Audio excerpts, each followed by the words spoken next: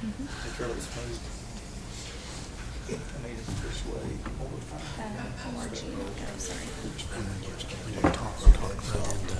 Right into that, and don't be shy. Just go. Talk loud so they can hear You it. have it lower on the it's just spin the tire or whatever. All righty. Everybody's good? Or you, Daniel, you get in? No. We go ahead and get in. Let's not have to rush it. We'll let Software get it to do it. we'll let you guys get that worked out.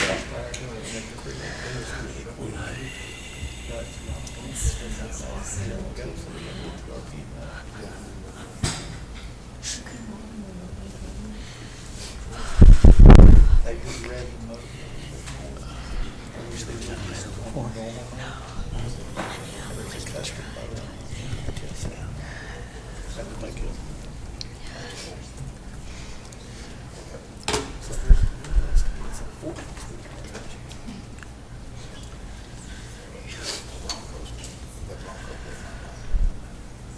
You know, for descent control, James had.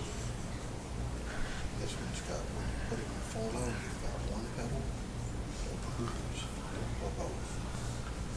One pedal is like electric cars, you just push on the gas and you let all the gas. It stops. It just stops. You set the cruise in half-mile-an-hour increments between 1 and 10, and it goes up hill or down. You set it at 2 miles an hour, the computer controls the brakes and it just goes. One pedal, you have to cruise 75. Fastest you can go, you just go 5. Which I did learn that's important because if you're used to having that on and forget, it will throw everybody against the let off the gas. It's the brakes. I did that once. What's it? Certain times of the day, when it rains and then it snows. We got in some pretty good snow. Coming down the road, one side, first night, top of Kendall, which is 12-9. Like dusk, and it just started dumping snow.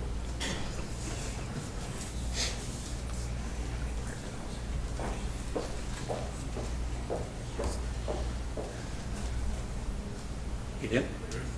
All right, very good. Sorry for the delay. Had a little technology issues. Appreciate everybody coming tonight. If you didn't know, today is National Cheeseburger Day, so it's a short agenda. So if you haven't had dinner, I bet there's a couple restaurants in town that get you fixed up. So it is 6:04, and we're gonna get down to business. Seated here next to me is my new friend Eli Smith.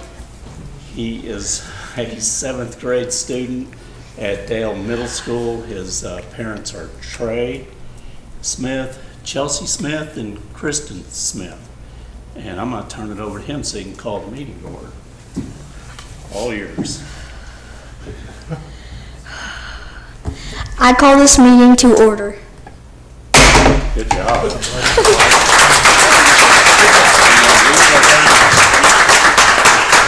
in here, we're going to have something for you. And Dad, you can bring the camera right down here close.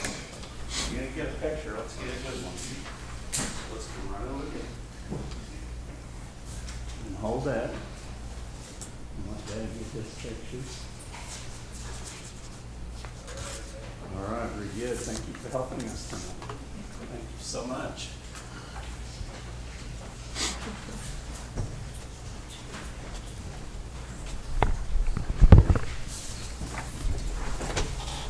Okay, let's call the roll. Matthews. Here. Eagles. Here. Flood. Here. Bolt. Here. Rutherford. Here. Seahorn. Here. Richter. Here. We have a quorum. Thank you, ma'am. All righty. Invocation, would you be happy to do that? Yep. All righty, thank you, sir. Pray with me. Father God, thank you for today. God, thank you for another beautiful opportunity to be here, God, serving the city of Shawnee and serving his people. God, I pray that tonight everything that is brought before us, God, is all part of the plan for you to help us make Shawnee be the best place it is to live and love and raise families. God, we thank you so very much for this. It's through your son's name we pray. Amen. Thank you, sir. If you'll join me in the flag salute. I pledge allegiance to the flag of the United States of America and to the republic for which it stands, one nation, under God, indivisible, with liberty and justice for all.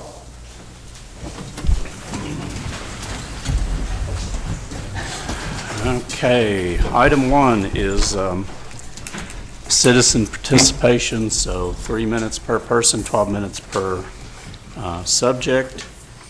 Please address your comments to me. And I think we have another name. Very good. That's great. All righty. So first up is Mr. Fred Turner.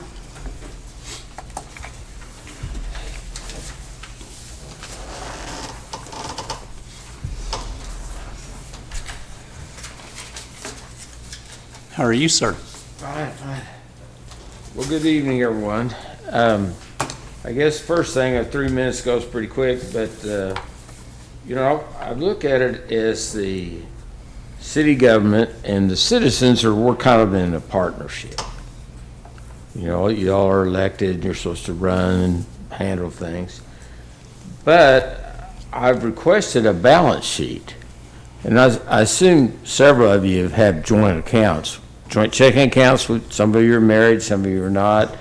And so all I'm asking for is what kind of money does the city have?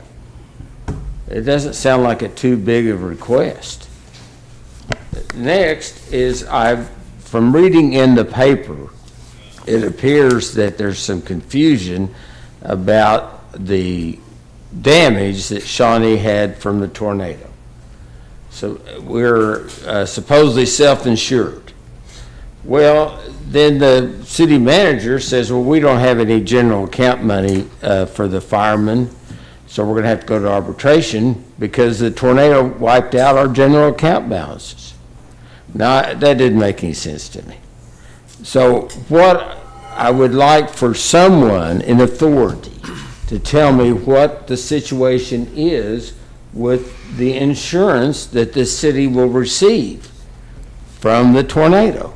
Now, we self-insured up to $500,000, and then there's an umbrella that pays all the damages above that.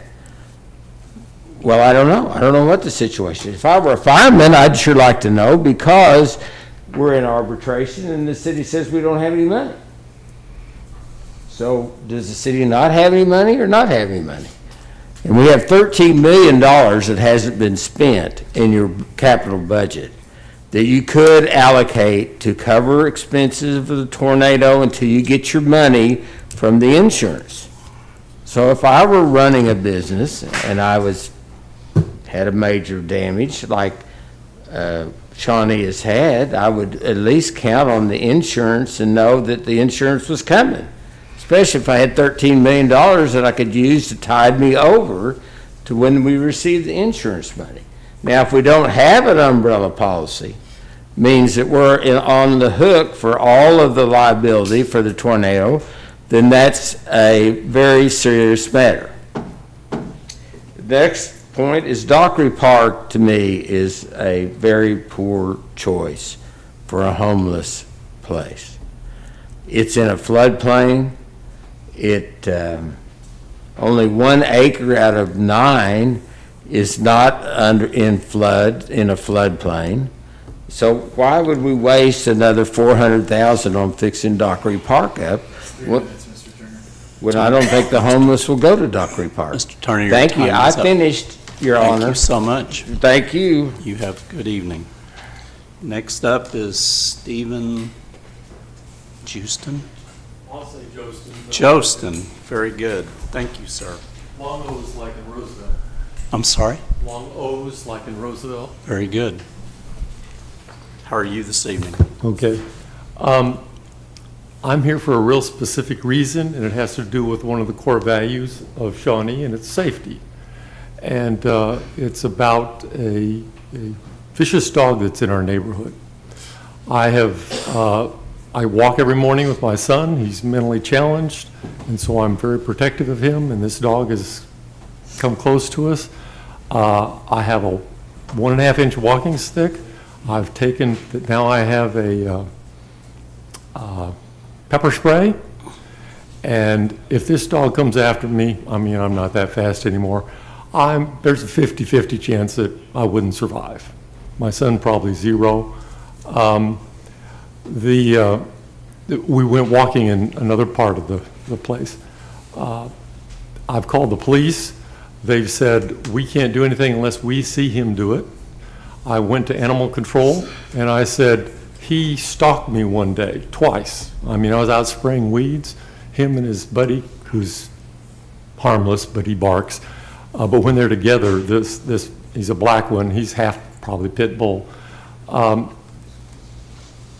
He won't back down. I mean, normally a dog, you kind of feint at him and they take off. This one, no, he comes towards you. Last week, we had brand new neighbors move in. They got a 5-year-old and a 7-year-old on scooters, which seems to be a natural attractant for a vicious dog. He hasn't went after him yet, but he went after his wife, who was holding her dog because she was out walking it. And according to them, he was snapping within inches of her. Neighbor across the street said he's seen it kill one of his kittens. His cat had kittens. I've been to animal control. They said, again, I can't do anything about it unless I see it. I said, okay. So, but I've got videos. No, we can't accept videos. We can't even look at them. We won't look at them because the city attorney says that we're not allowed to use them. And my only recourse is to take whoever owns this dog to court, which doesn't seem like it should be my job. There's all these ordinances about animal control. You keep them on a leash. They're not vicious. You keep them in your yard. You put fences around in your yard. They can't get over them. You have licenses, and none of that seems to make a difference. Well, last week when he went after this lady, the new people that moved in, he called the police, and they called animal control, and here they came, and I go, Eureka! The dog is still here. Now they see him, no leash. And they go and they kind of round him, and then they get in their truck and they're starting to leave. And I said, what's going on? Why did you take him? Your time And they is said, up, sir. because Sir, your we're- time is the up. pound is full, and we're not Yes. allowed to take another animal, even if he's vicious. Thank you very And- much. That's not right. Next up, James Smith.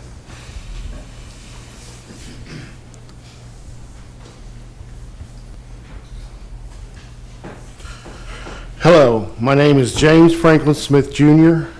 I want to be a part of addressing the homeless situation here in Shawnee, Oklahoma. The homeless and disenfranchised obviously need food, shelter, and clothing, but they need a great deal more if they are to have dignity, security, and opportunity. The poem on the Statue of Liberty says, "Give me your tired, your poor, your huddled masses yearning to breathe free, the wretched refuse of your teeming shore. Send these, the homeless, tempest-tossed to me. I lift my lamp beside the golden door." I want Shawnee to be the golden door. I want this council to create a committee specifically to focus on the issue. I want to create a think tank separate from the government to come up with a step-by-step plan on how to make Shawnee the golden door in every way, but especially on this current and pressing issue of homelessness. Also, I believe there needs to be a philanthropist organization to raise funds for such a grand endeavor. The poor will always be with us, but we can and will find a way to help with a hand up for those that are able to climb and provide the resources needed to care for those that aren't, and differing levels of care and opportunity for those in between. I made this little speech without doing any research, and after sharing it with some family and friends, I found out that we do have a homeless project headed by Erica Genty, and I will be talking more to her, and I appreciate your time. Thank you so much. Next up, Gerald, is it Gill? Hopefully I said that right. Yes. How are you, sir? Fine. I'm a fairly new resident of Shawnee. I moved here about a year ago, and I've enjoyed being here. But recently I've heard from several people around this area that there's being homeless being brought in here and just dropped off with nowhere to go. And I'm like, I hope that's not true, because that's one thing we don't really need. Is that's just an exacerbation to an existing problem. And the homeless that we have here, like James said, they need an option. I used to live in Texas. Down there, they don't let them walk the streets. They have work farms, and they put them on them, and they get them back on their feet, and they take those work farms and they get them a job and security, so when they get out, they've got a foothold and they're not just thrown out back into the wind. I have a friend back in the city that we were getting people out of prison, and when they came out of the halfway house, we had them a house, a car, and a job, or we could finance them in a business, and not one of those men has ever failed us. Not one. Not one's been back to prison. Not one's ever even been in jail. They've all turned out to be good, successful men. So there has to be a way of doing this, and whatever it takes to get it done, the funding. There's plenty of housing around here that's available. I want to buy some houses myself. I want to do some rentals, and I want to help some of these people out, because if they don't get started, they'll never get started. You know, they're going to be 50, 60 years old still living under a bridge, and that's just sad. You know, and 40% of them are veterans. You know, that just breaks my heart right there. We owe everything we've got to those people, everything you know. That's about what I got to say. Thank you very much, sir. Next up, Rob Morris. How are you tonight? Pretty good. Good evening, my name's Rob Morris. I live at 1307 Windsor Court, or Windsor Place, sorry. Tonight I have a couple things. Mr. Mayor, would you have the city attorney explain in detail why the billing statements each month per the contract with Stewart and Clover aren't available to the public and seem to not exist? Also, Title 51, Section 24A12 doesn't apply to this. Mr. Mayor, would you give your thoughts on a commissioner having a relationship with a married city employee who was directly under the city manager, thus giving the commissioner a power position over the employee? Mr. Mayor, would you have POGO explain what the Blue Zone's marquee project was that made us certified? Mr. Mayor, would you ask the Ward 2 commissioner why they left and didn't abstain on the property downtown they own where the brewery sits? Mr. Mayor, will they be abstaining on the POGO vote tonight, considering they own that property too? Okay, here's an idea on camping. Since we say you can apparently camp on public property. How about we make it to where it's permitted? Let's say $50 to be able to sleep on public property. Got to have a license to get a permit. Guess what? We have churches that help people get licensed. They also help them get a mailbox, which then gets them a job, which then they can afford a permit to camp on public property. Anybody that has a job is probably not going to camp on public property. They're going to get a house of some sort. So I'd like to know why that idea couldn't work. Why can't we do that? And also, can you explain on the feeding procedures, how it's going to work citywide? I know we have something on Main Street. I know it also says about permitting on special events and whatnot. But how is feeding citywide going to work? And lastly, tonight we have a deal about the fire department, and it's got some sad news in it. And I want to stand here and let the fire department know that I support them. There's a ton of people out there that do, even if the majority of Shawnee feels like y'all don't. Stay salty, Shawnee. Okay. Next up's Michael Barksdale. How are you, sir? I'm doing great. How you doing, sir? Doing awesome. Good. Again, my name is Michael Barksdale, and this is concerning the last meeting we had here, the commissioners, and about the homeless camp at Dockery Park. It was brought to our attention about a code that Shawnee has, 22-410, that states that a homeless camp cannot be within 1,000 feet of a public school, a public park, or a residential property. It was, now, if you define, we was also informed that there was not any homes within the area of that location, and that's not true. I've stated, I surround all the, except for the east side of Dockery Park, and that's questionable, that I may have a little strip in there that I actually own until it's surveyed. But also, we was informed that there wasn't any homes there. There is. And if you define the residential property, then my property line is 100 feet across the street from the park, because city code is even though it's a 46 acres, you can only have one home on that residential property. If you go to the house itself, the house is 750 feet away. So therefore, that disqualifies Dockery Park, according to city code, that it cannot be put at Dockery Park. Why would we want to, this is not, when you think about the homeless, this is not a temporary thing, and you know that. So why, it was mentioned over and over and over, we're going to do a temporary position, put them down there in the park, temporary. Why do it? This is homeless, is permanent. We need a permanent place to put them. And the last thing I'd like to ask you, that everyone here, and even in this room, that Sir, if this you'd address your comments park, this way, please. if this park was going to, or this homeless was going to be put within 1,000 feet of any of y'all's homes or your loved ones, would you even consider it? And I'd like you to consider that. Again, it's me and my wife's retirement home. We've been here 28 years. We pay taxes. We've been law-abiding citizens. We love Shawnee, and we're Okies, if that means anything. And I think Okies ought to stick together. Thank you so much. Thank you, sir. Next up is Danita, is it Dayton? How are you? Very fine, thank you. That's good. Sorry for my appearance. I came straight from the state fair today, and so I didn't really clean up. That is not a problem at all.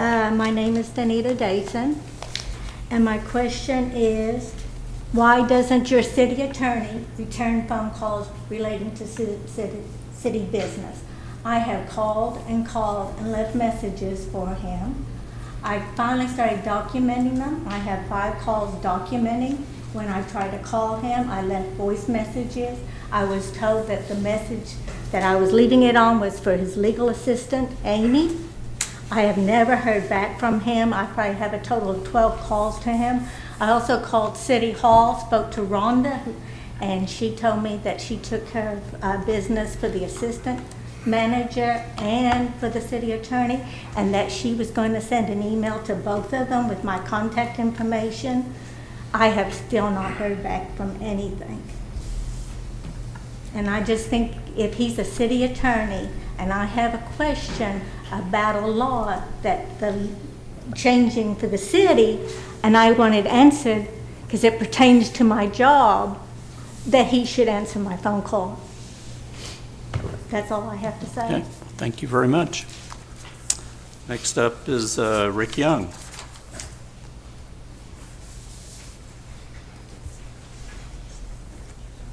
Good evening. How are you, Rick? Good. I'm Rick Young, Ward 3. Before we begin, I want to pay respect to Ann Davis for her contribution to the city and all she's done for Shawnee America. I also want to thank everyone who's here who's a part of the experiment that we're involved in, Shawnee America, and the tectonic paradigm shift that we are still involved in. December 2nd of 2019, my mission started to come back to my hometown and to be part of the answer, not part of the problem. It continues. It's 3 years of this administration. We have less than a year to go, and we're starting to put things together, the positive and some of the things that we're talking about tonight. There's a citizen progress planning committee that has been formed. Somebody mentioned that tonight, to just kind of go through and tick-tock some of the things we've been talking about for a number of years. Being a part of the city for 61 of my 65 years, we are special. We are an enigma within an enigma. We do some things well, and there's some things we can't figure out.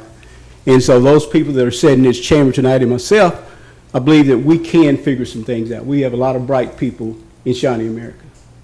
And we're getting ready to be one of those places where people do want to come, but we have to put things out to where they want to be here. There's some answers to the challenges that we have. We have qualified people to answer some of those questions. And so at the same time, on that meeting of December 2019, there were some things that were observed. We needed an audit, check. Transparency, 50-50. Communication, 40-60. And I'm making this up as I speak. Proposition 1, Good start. At the same time, we do need communication. We've been kind of siloed. At the same time, I'm taking my communication to social media. If you want to know what my thoughts are, other than my 3 minutes that I have here, talk to me, see me a little bit later, and we'll talk about it. And also, I will go ahead and put up part of the punch list. Some of you guys might have saw the punch list today. We had like 10 items of 30. It's more than that. And there's some positivity in that. I want to make sure as I stand here, there's some great things going on, but we have to be a part of that. We need to engage our citizens to where they feel a part of it. We have too much apathy. People feel they've just been left behind and the people don't care. As I said, I've been here 6 decades, and that has always been part of it, that there are some people who just don't care. There are those special interest groups, yeah. But the majority of the whole, no. Go ahead. Thank you. Thank you, sir. And we have one more. Is it Katha? Kathy. I'm sorry. How are you this I'm here evening? real quick to talk about cats. Cats, okay. Yes, I don't know what to do. We have a problem with the man across the street who has 15 cats, and they run wild. They're almost all black and white. We know they belong to him. Everybody else in the neighborhood knows that these are his cats.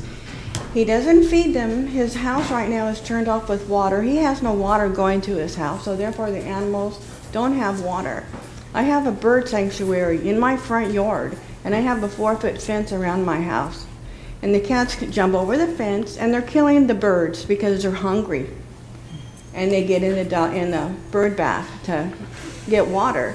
So I don't know what to do to get rid of these cats. From what I understand, they can have 6 per household, I think. That's what the law is, if there is a law. And I thought they were supposed to stay in the house or on their property. These cats just run the neighborhood, run back and forth and cross the street. So I don't know what to do to get rid of them. I've talked to animal control, and I went today and signed a complaint. And, she says they have to go and knock on his door, and he's hardly ever home. He's there maybe 2 days a week. He comes and goes and gone for 4 days at a time. Nobody's taking care of these cats. So anyway, I just need to know what I can do to get rid of some of these cats or make sure they're being taken care of. That's Okay. it. All righty. Thank Thanks. you so much. Okay, she is our last person that has signed up to speak.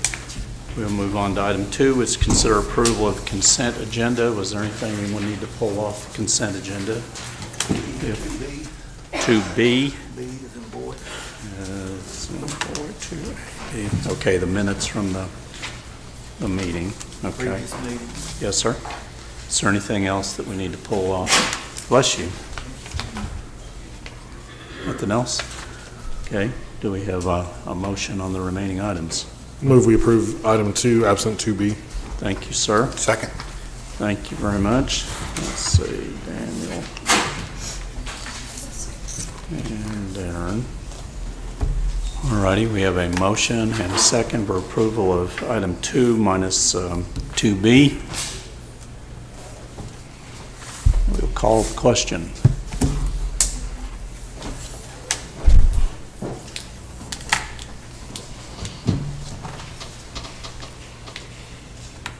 Thought I saw results for a second, but.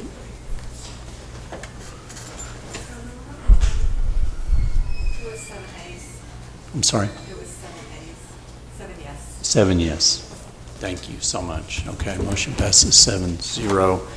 So that leaves us with 2B. Move to approve item 2B. Thank you, sir. Second. So Daniel and Darren again. Okay, we have a motion and a second for approval of item 2B. We'll call the question.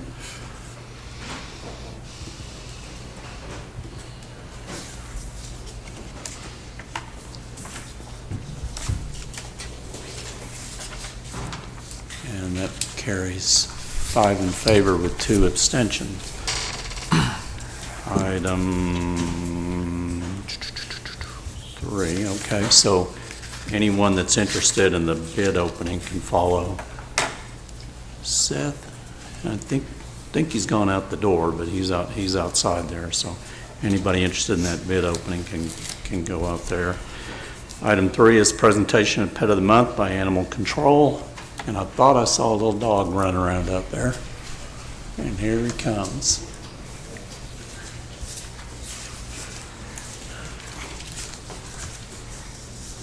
How are you guys? So, this is Desi. She's between 1 and 3. She's spayed, current on her shots, and ready to be adopted.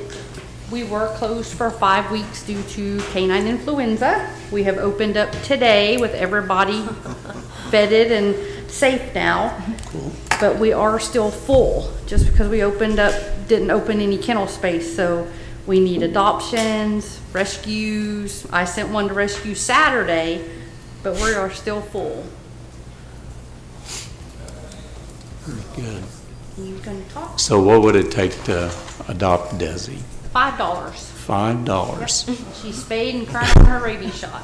And she's obviously very friendly. She didn't come in this way. Really? She was very scared when she came in. Oh, that's too bad. Well, I think she's gotten beyond that. Yes. Very good. Well, thank you very much. Thank you. Okay. Item 4, presentation of governor's approval of the City of Shawnee Charter amendments. And Andrea will do that for us. Good evening, Mr. Mayor and Commissioners. Good evening. It's not very often that I get to share awesome news, but we have received the governor's approval for all of the charter amendments that were passed by our voters on June 13. Just to quickly recall, it was ward-specific voting for city commissioners, as Mr. Rick Young alluded to, amendment number 1. Streamlining the competitive bidding process, we are now in line with the rest of the state, so every bidder will understand our process because we no longer differ from what is used statewide.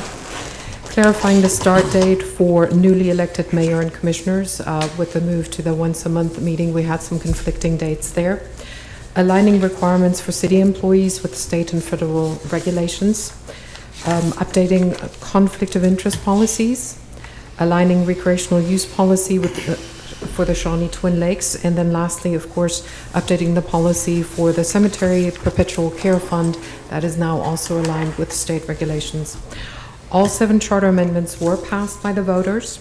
The governor signed the approval on September 5, and it was immediately recorded with the Oklahoma Secretary of State, giving it an effective date of September 5. So we got it. Very good. That was fast, actually. It was. I know that some of our neighboring entities waited much longer for their approval. Yeah, good job. Well, thank you so much. Item 5, presentation of the Shawnee Fire Department, agency evaluation and cultural assessment by Emergency Services Consulting International, ESCI. Andrea, it's yours again. Yes, I should have just stayed up here. In November of 2022, the City of Shawnee issued a request for proposals for an operational review of our Shawnee Fire Department.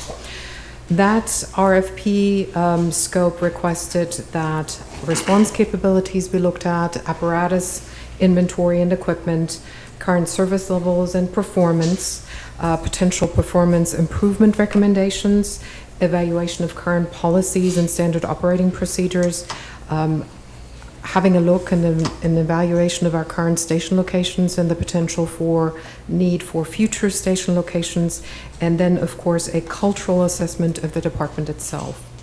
5 responses were received in December, and in January, the City Commission approved the execution of a contract with Emergency Services Consulting International for this particular undertaking for the cost of $38,550.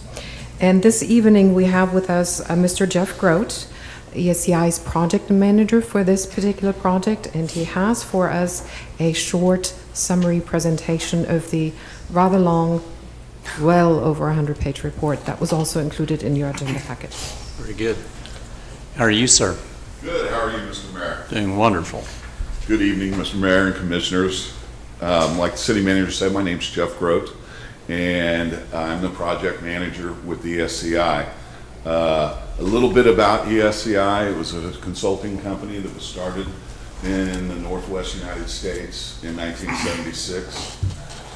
They grew to rather large size, doing consulting plans all over the country for 3 decades.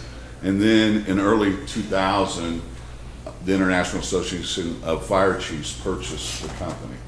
And ESCI is an arm of the international and currently owned by the International Association of Fire Chiefs. And it's its professional consulting arm. I've been with ESCI for a couple years. We had a pretty diverse project team that worked on your project. Michael Hogan crunched all the numbers, and he's the current battalion chief in Baltimore, Maryland. He's working on his PhD. We had Fire Chief Jeremy Kreiner work on the report as well, and he's a current fire chief in Siloam Springs, Arkansas, and he's the president of the Arkansas Fire Chiefs. We had Ryan Webb as well. He's a deputy chief in Hemet, California, and he has a PhD in cultural leadership. And then as the project manager, a little bit about myself. I have 36 years in the fire service, 30 years in the Kansas City, Missouri Fire Department. I started when I was real young, and I retired as assistant chief of department.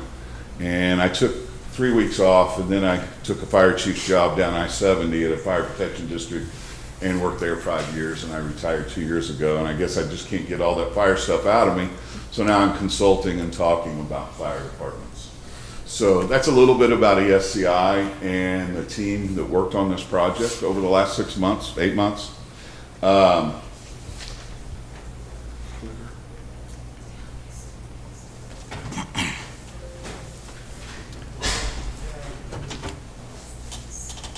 Okay, purpose of the study.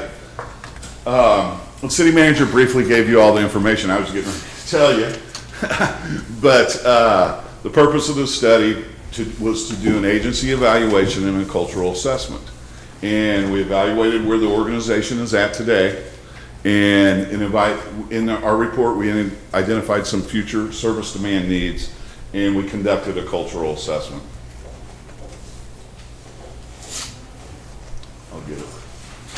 So in March, we came to your wonderful city, and for 3 days, the team met with all kinds of people in Shawnee.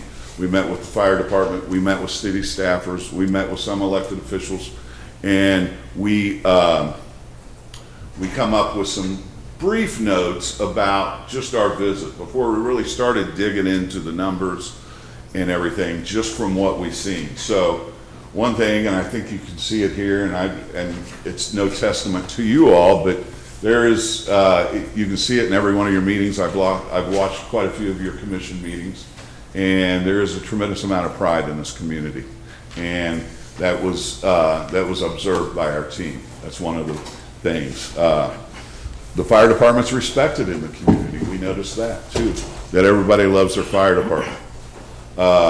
The firefighters within the department are committed. With all the personal interviews that took place, that was one of the major things about how committed they were to the city of Shawnee and the Shawnee Fire Department. Many of the firefighters talked about the experience they get here in Shawnee, right? And it's second to none in the region. They get to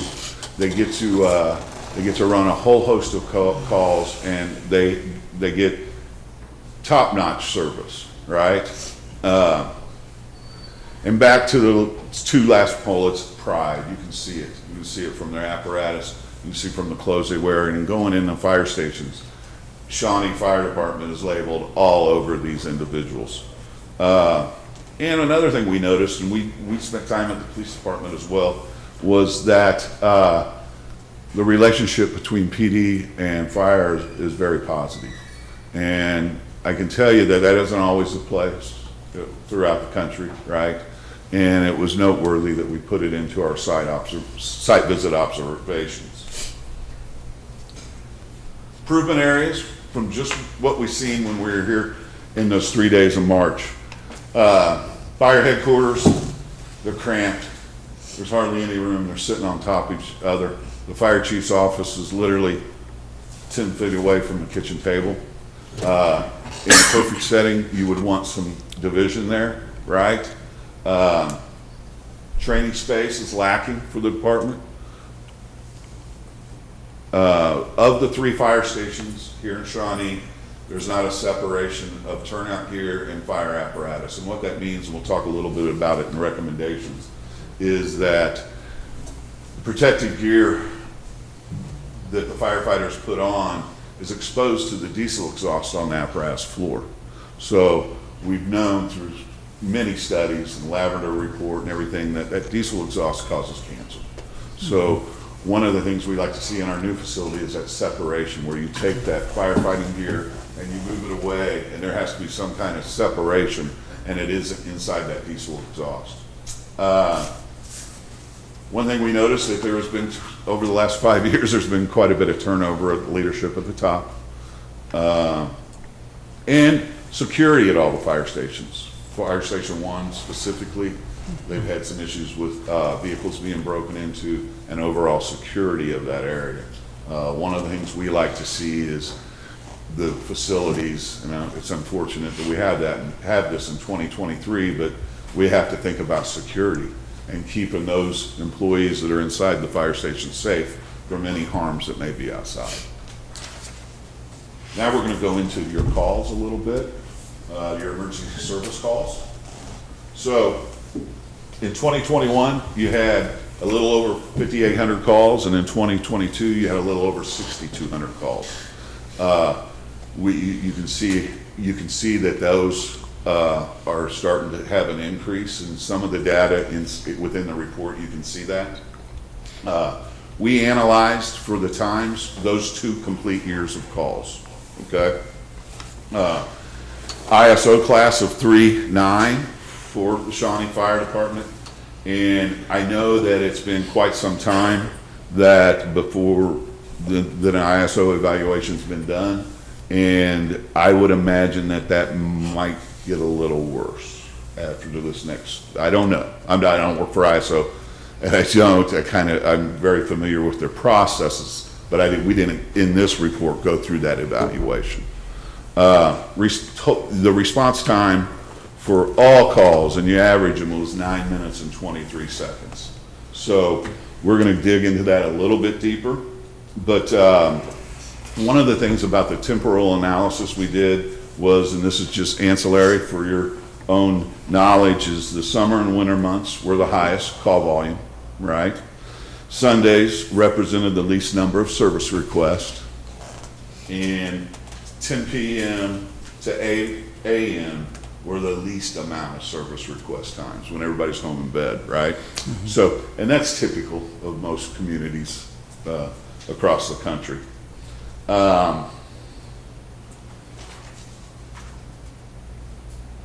Staffing, 57 members assigned to the Shawnee Fire Department. 51 of those are assigned in operations, which make up the mainstay of the organization. 17 firefighters a shift, and they operate, as you all know, from 3 fire stations and 6 frontline apparatus. A goal should be to get where you have a minimum staffing of 3. That's an industry norm across the country in most communities. Many times you have a minimum staffing on apparatus of 2, which is a concern because it's based on safety and how many people and how many eyes are seen and how many people are needed to mitigate an incident. So that is, we'll talk about that in recommendations coming up. With a growing community, there's a need for another fire station with your calls and in the northern portion of your community. We didn't go into running a whole bunch of locations because we didn't want to get it. We didn't know where all the city-owned property and what coming and going and real estate market, but the northern portion of your community has the longest response time.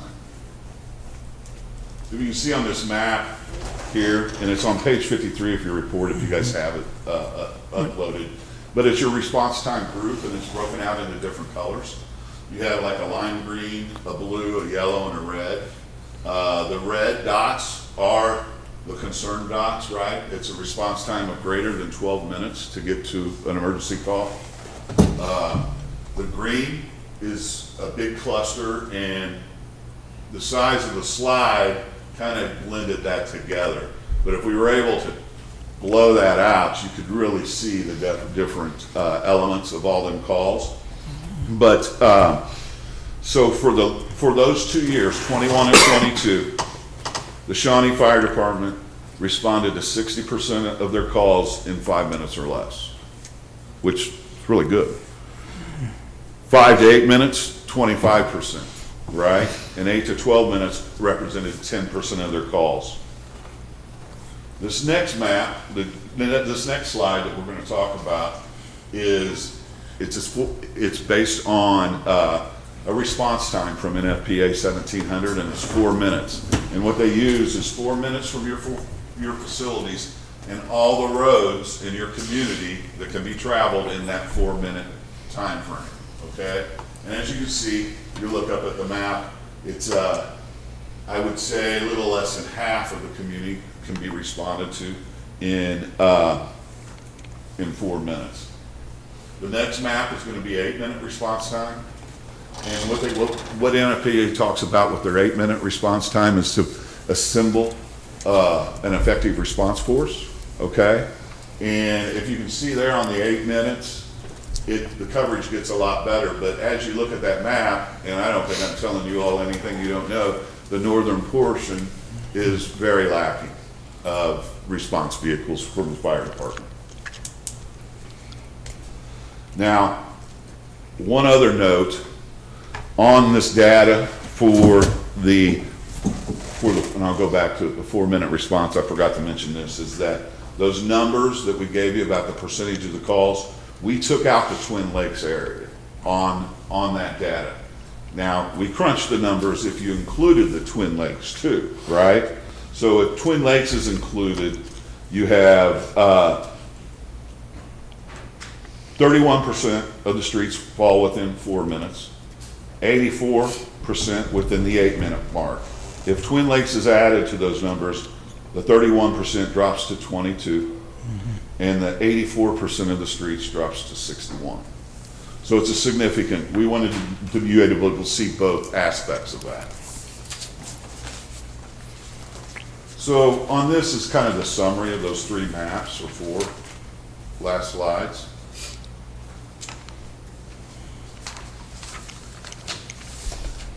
So, turnout performance.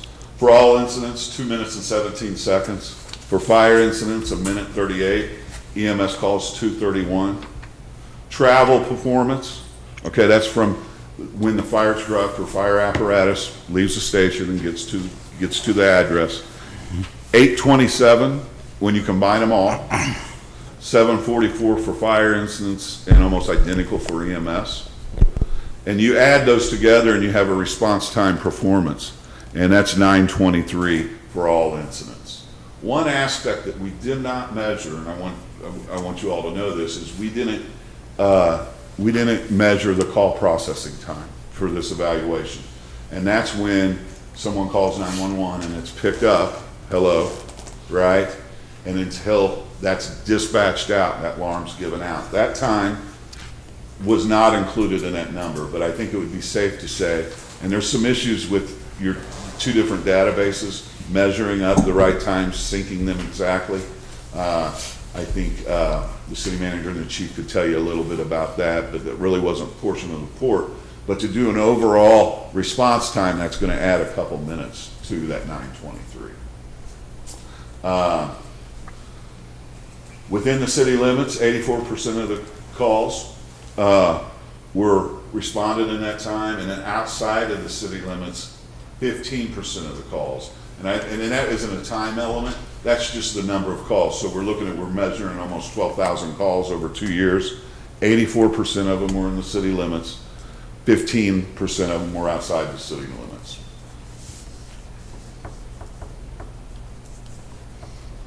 Then we get to the cultural assessment. Now, I breezed through about 80 pages of that report and lots of maps and lots of times. And if you have a question, you can stop me and ask anything. But we're going to move on to the cultural assessment. Like I said earlier, Ryan Webb conducted the cultural assessment. He has a PhD in cultural leadership, and he tried to speak to every single member of the department. I think he was 95% complete with that task. Some of the positive findings, and in the report, the cultural assessment's about 45 pages, and all the graphs start to look the same, right?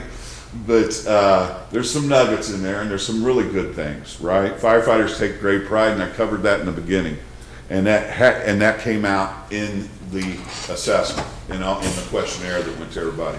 It's a family atmosphere. I don't think that is shocking to anybody. They connect their success with the success of the community as well. They're confident about the people in positions and their capabilities to know what they are for that job. And they're committed to the fire department's mission statement. Areas of improvement. We all have them, and it doesn't matter where you go. Everybody has something they can improve on. So,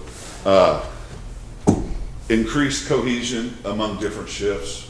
So right now, you have 3 different shifts, and what are the colors, Chief? Red, blue, green. All right, and all information isn't always passed between the shifts, so there needs to be a lot more cohesion. But they're like most departments in the country as well, right? There's always one group that doesn't talk to the other 2 quite as much. So when you have that individual nature of having 3 different work groups of employees, sometimes you have that. And especially if you have an environment that is lacking in good communication, that gets amped up and is increased. Which led me right into the second bullet, better communication, which is some of the things are being done on the communication aspect from our site visits, some improvements to today. One of the things that was reported in the cultural assessment was they lack trust with the HR processes of the organization. The 4th bullet there is to invest in employee health and safety. And I'm a real stickler about firefighter health, and it seems like everything that firefighters do is trying to kill them, right? From the stations they live in to the apparatus they ride into the PPE they put on. There's lawsuits right now suing the manufacturers of the people that make the fire coats because they believe there's PSAPs in them that cause cancer. Chemicals, minute chemicals are inside the fire gear that we buy, the brand new fire gear. I'm talking before it's even worn, there's issues. And then there needs to be some relationship building between the city, the commission, and the fire department. We've seen that there was some gaps there on the relationship building. We move into recommendations of the report. 1 and 2, there's not a lot of planning that's being done, all right? And when I talk about planning, I talk about master planning. We talk about strategic planning, standards of coverage, succession planning. It just isn't, it's not currently being done. But, and here's a bright element in our first recommendation. Once you start them, you start to improve all the other things in the recommendations, from communication to trust, to people knowing what they're doing, and to people getting along with one another. Once you start doing those planning exercises. And if you were to ask me which is the most important, I would say strategic plan, and it's the hardest to do, right? It's gives an item of what needs to be done, when it should be done, who's going to do it, what's the time frame it's going to be done, and how it's going to be paid for. And then you can really start tracking progress of an organization, what they're getting done and what they're not. Third recommendation, I combine them in the 2, right? So the third is 4th fire station, which I don't think I'm surprising anybody with that. The fourth recommendation is rebuild relationships. And I believe that there's a lot of quality people here that are vested in Shawnee, that are vested in the Shawnee Fire Department, and that are invested with city government that can make that happen. Implement a unified executive team concept. That's already been done. It's been initiated. There's more room to grow on that, and I think once that team starts talking about strategic planning and how it will get done, you'll see a lot of these recommendations come to fruition. I've already mentioned it. Consider implementing a 3-person minimum staffing. Increase communication within the department. Spoke with the chief when I got here. He's doing more things to increase communication within his department, putting out minutes of staff meetings, having some different meetings on a more regular schedule. Training facility. Got to solve that sooner or later, right? Because the firefighters don't have a proper location to go do their training. And most of their training, I mean, some of it's classroom, a lot of it's classroom, but the training they like to do is outside, right? And it's drill towers, burn towers, it's propane props, it's extrication, stuff like that. Recommendation is to revise the promotional exam process. In our cultural assessment, we've seen a lot of mistrust and a lot of, I mean, it was glaring that no one trusted the process. So that needs an examination. It may need a rehaul. We didn't evaluate each process. We didn't do that, but we're just reporting from what the survey come about the promotional processes. And I think the chief and the city manager could talk a lot more on the promotional processes because we didn't evaluate that. Number 10. Develop an employee recognition program. It's currently in development. I think Andrea could speak to that if you guys asked her. Number 11, develop an annual training plan. The chief is on it. He promised me that's in the works. And number 12, research alternative approaches to apparatus maintenance. Right now, when a fire truck breaks down, the fire chief and the deputy chief have to drive it to Oklahoma City, wait, and drive it back. There has to be better ways to work on your fire trucks than taking your two highest ranking individuals and taking them out of the city and sending them to Oklahoma City for the day. And that's the recommendations that we put forth. I'm here to answer questions for you all. I told you I was going to make it quick and not painless, and you do have the report. So I don't know if anybody timed me, but that was pretty quick. Was pretty quick. Questions? How many do we need to hire to be at the minimum 3? You know, right now, that's a matter of discussion, but one exercise that can be done is to do a relief factor study. We didn't do that part of this report, but what it does, it takes everybody assigned to a certain location. It uses all their leave that they've used in the last year, right? Everybody has an average amount of leave they would use. They put that into a formula and it kicks out how many people would be required to staff a fire station. And another way of putting that is like when you discuss the fourth fire station, I put in the report where you're going to need 15 firefighters. Right. Well, how do you get that? Well, I imagine there's going to be an engine in there, right? Mm-hmm. If you have a minimum staffing of 3 on that engine, you're going to have 5 assigned. And that's general, but we can get it down to the point, you know. Sure. I just didn't know if we had a number, like we're at 51 and we need to be at 54, or what that looks like. At the current level of 51, we're not meeting the 3-person minimum, the 3 staff minimum. So we would need more. Can we look at how many we need? I know that the previous discussion was 54, which would give an extra person per shift, and then ideally 57, which would put 2 additional staff per shift. Thank you. That's a good question, though, because FTEs are everything, right? Okay. What other questions do we have? Anyone else? The training facility we have at Gordon Cooper, not adequate, or? I didn't understand, sir. The training facility that we have at Gordon Cooper? You know, we didn't analyze that. That was in the past, and we were told that that was taken off the table a couple years ago. And I don't know about the property now and all that. I can speak to that, and so can Fire Chief Tony. Gordon Cooper Technology currently has our burn tower, and the fire department actively uses the burn tower. Right. But there is no classroom that can be utilized by the fire department because the public safety center is heavily utilized by Gordon Cooper Technology for their own public safety classes. So the burn tower itself is available and is in use, but there is no training facility to accompany before, after discussion, any kind of additional training. We do have a training room at Station 3, but it is small, it is shared, it has exercise equipment in it, and it's not really conducive to putting on training sessions. So that is where the training, the need for a training facility comes in.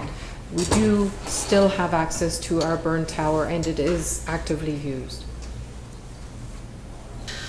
When you talk about a training facility and possibly a new one, all those health items for firefighters' health roll into a training facility as well. So when you're going through a live burn, right, now I have all my gear that I've been inside this fire. It needs to be decon, it needs to be bagged, it needs to be washed. All those things come into a new facility about that. So the decon especially. Okay. Is it reasonable, I know we're talking down the road, but would it be reasonable to have a training facility at the new station? That happens a lot. Okay. It does. And I think some communities save a few bucks when they combine those approaches. They got to have a big enough footprint, number one. But yeah, I've seen that often. There is a certain trade-off that has to be considered, because if you have a large group exercise, and for example, if it was in combination with Station 4, potentially north of I-40, because that is where we would need it most, then you're concentrating all your fire suppression force north of I-40. And if there was to be an incident in the southern portion of the city, the response time would be longer. So there are a couple of different options in play. Of course, the fire department was also, they received donated property, and it would be large enough to put a training facility on. And I know that as part of the 2018 half-cent sales tax, a certain amount was set aside for the construction of that training facility.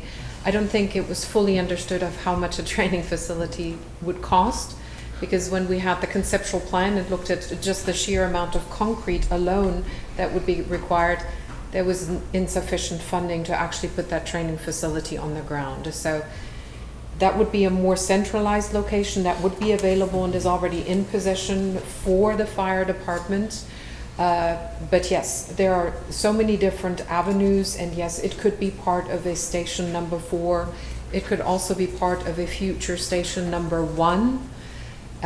Or it could be a completely standalone and more centralized training facility that could then potentially house administrative functions, which are currently crammed into City Hall and has outgrown its space. Okay. Anyone else got questions?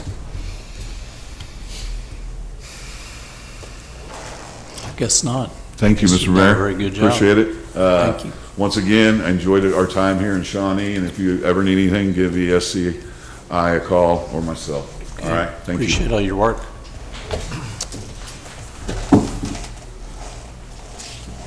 Okay, we are to item 6, discussion regarding amending Chapter 8 of the City of Shawnee Municipal Code by creating a new Article 11 of Chapter 8, prohibiting feeding operations in the downtown area. Mr. Harkins, how are you, sir? Good evening, Mr. Mayor and Commissioners. This is a proposed ordinance, and the idea behind bringing it for discussion is to give you time to chew on this proposal and to get community feedback.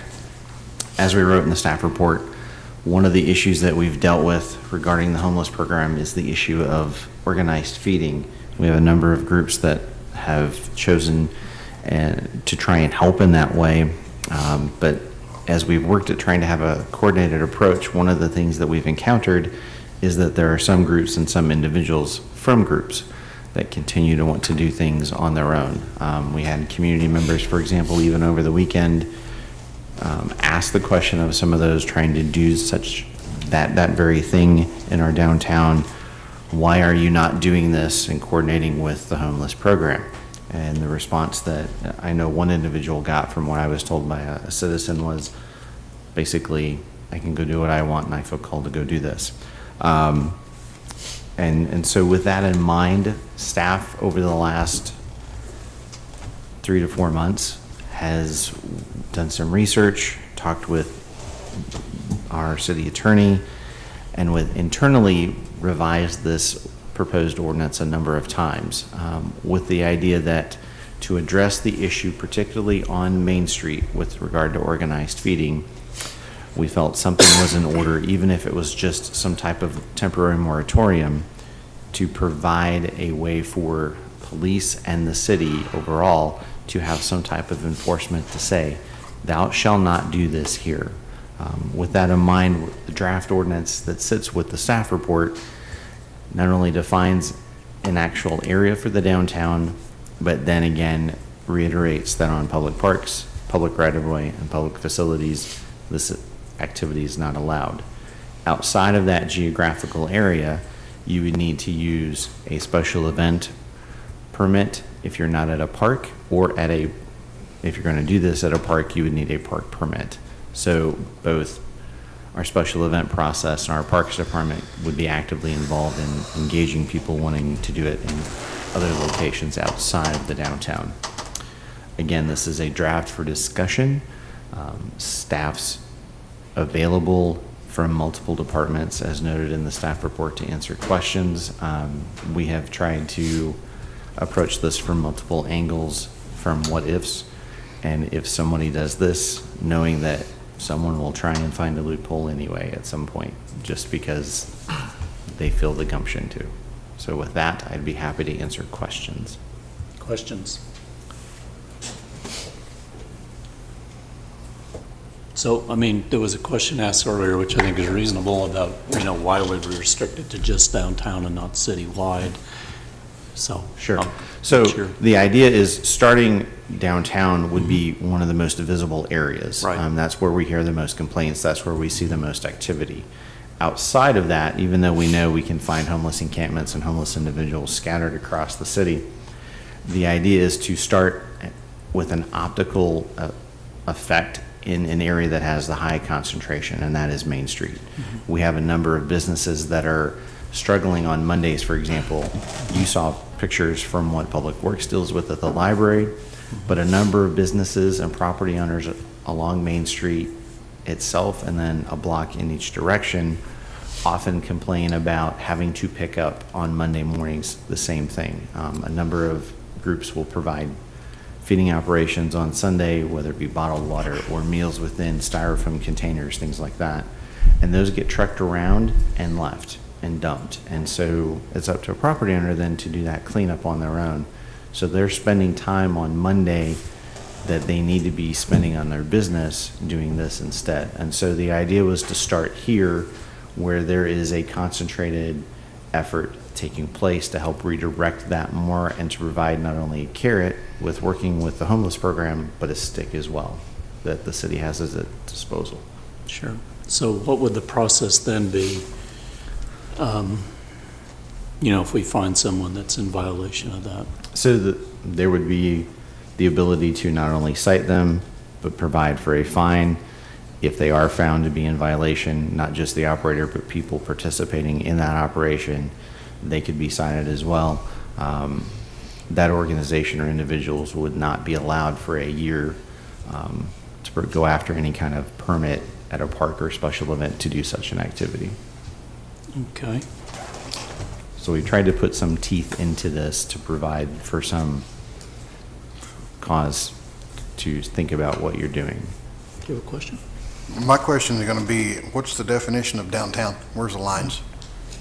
Sure. So in the ordinance that we provided with the staff report, we define downtown as 10th, 7th, Harrison, and Beard.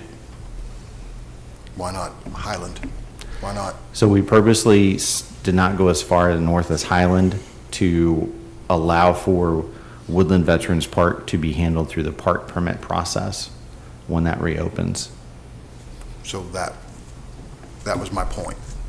So that will be addressed, or can be addressed in a different. Yes, that places like that or kid space where we know there's some worry about that happening, that can be addressed through the park permit process. Okay. Very good. And that would be any of the 36 parks that we have. That is correct. Okay. Outside of the downtown. Right. So the 2 parks in the downtown, Tom Terry and Celebration of Life, would be covered in this ordinance. Right. Okay. Do we have a legal definition of feeding operations? There is one in the ordinance. Okay.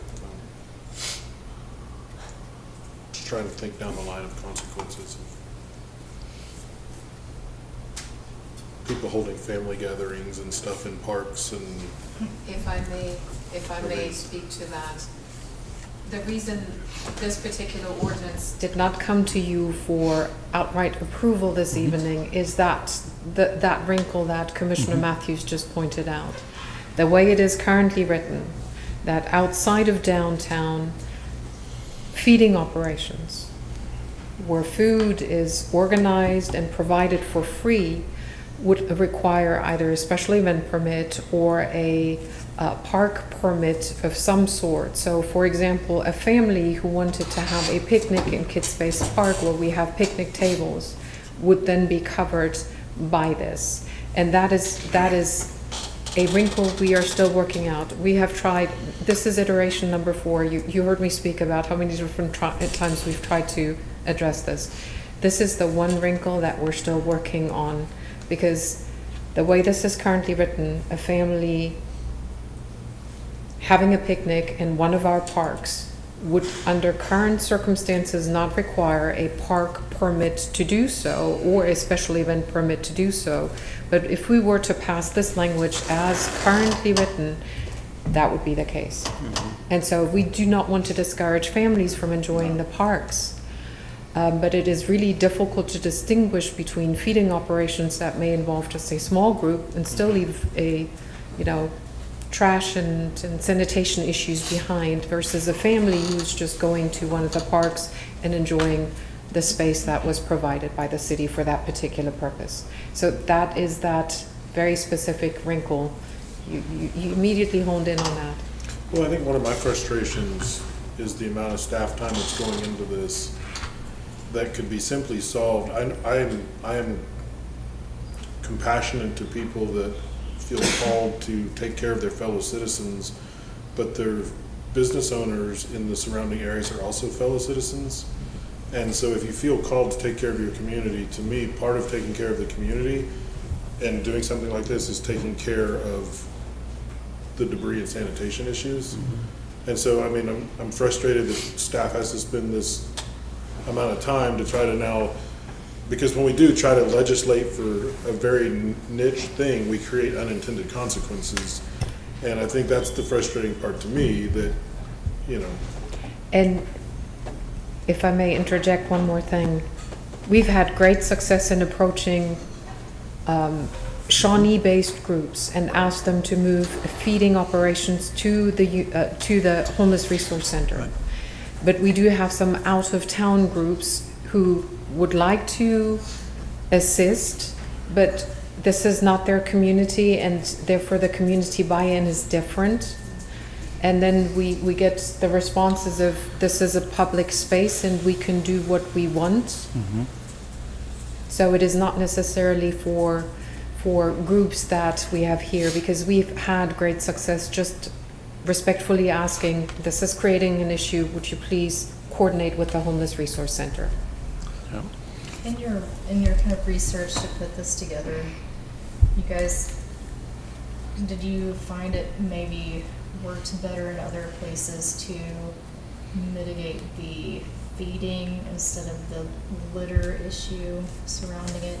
'Cause you can go at this from a couple different ways. You know, like the downtown business owners don't want all the trash, and you know, we've had a bunch of problems with people feeding and then they just leave and they don't stay and clean up, and so that main issue is the trash, and not that someone gave someone a sandwich.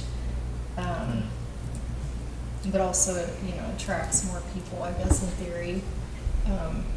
Is there an element of this that just, does it seem like it would just be easier to deter those specific groups that keep coming in than to deal with the waste? At this point in time, we have no city ordinance that would actually assist in the deterrence or in the citation of, I mean, currently the city code does not have anything on feeding operations. So we can ask them nicely, but there is no city code to enforce. And it is not just the trash that is left behind. It is the aftermath of the food too, that in you know, with a lack of public bathrooms in downtown, is left there as well. Gotcha.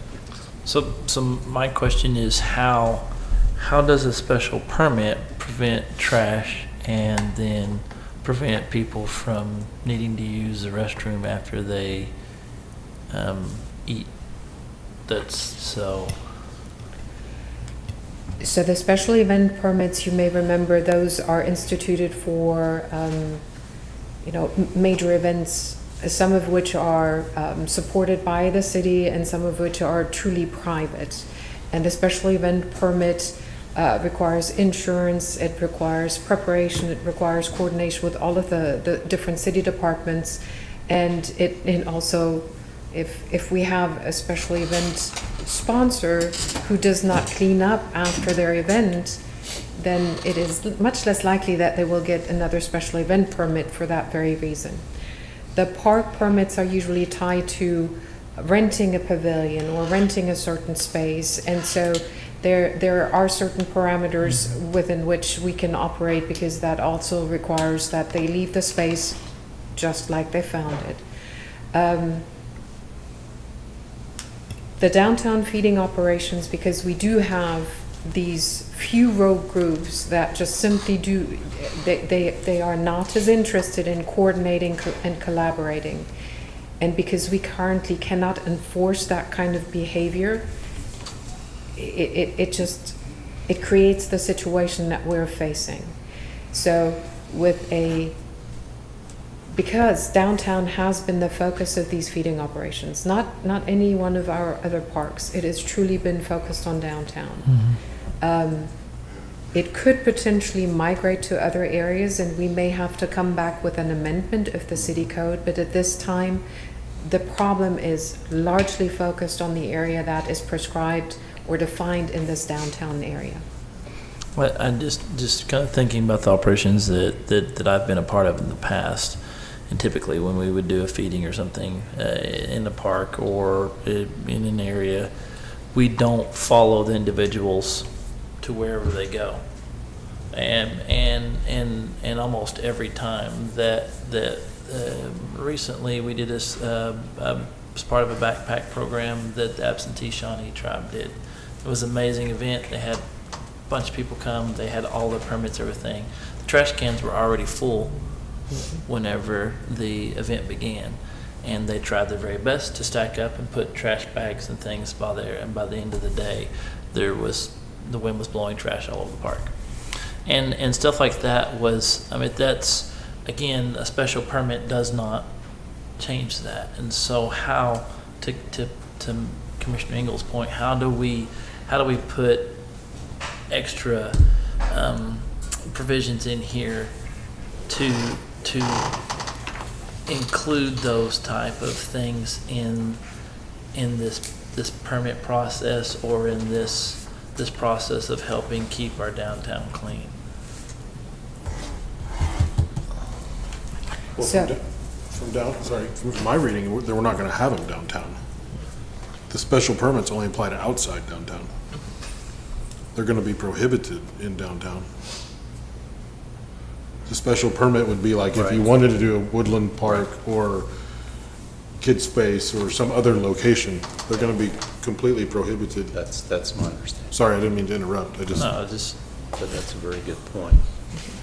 So, then that would prohibit anything from happening on Bell Street or Main Street doing downtown Rock the Block, which is gonna happen on the 21st. No, Or, just the feeding permits. no, right? just feeding in general, right? Free food. Free food, okay. Free food, okay. Doesn't designate that, it just says feeding operations. Well, so when someone's having an event, Feeding they still. operations are defined Yeah. within the ordinance to mean free food. To individuals for free is the exact definition of feeding operation. Okay. Okay, well, part of the. How would that impact something like a Halloween event? Where they're giving candy or something? Yeah. I mean, that's, again, it's Yeah. a niche. Yep. Yeah. I have one more question to consider. In the past, when we've talked about this, we've had, and I'm honestly surprised some of them aren't here tonight, we've had some individuals come to speak from various church groups or religious organizations. How do we wrestle with someone in an ordinance who would say, I'm doing this as a closely held religious belief, as an expression of their... I'm just looking at potential pitfalls of how we wrestle with, like if we're looking at the naysayers who don't want to cooperate, if they say, my faith tells me I have to be out here to give away a sandwich. So I know of case law where cities try to regulate feeding operations. As soon as it involves a church as soon as it involves a church property, that cannot be regulated because the church has the freedom to use their property as they see fit. But if the use is of public property, then the city has the right to regulate that. Okay, I'm fine with that. And the argument is going to be, you're prohibiting me from living out my faith on public property. I think the pitfall, Commissioner, that comes into play is when we conflate feeding operations as an outward expression or mission of the belief and the prohibition of expressing the belief. Nothing about the proposed ordinance in any of its iterations would negatively impact any individual or group's First Amendment right to share their beliefs. Sure. But sharing their beliefs is not giving out a sandwich. Well, that's fair. I'm just saying, it is the based on ability what's to been congregate shared and to here have that previously. and to have those conversations freely. And so we've got to draw that line. If they would like to go to Celebration of Life Park and evangelize for whatever their belief might be, to whomever they wish to evangelize to, this does nothing to regulate that.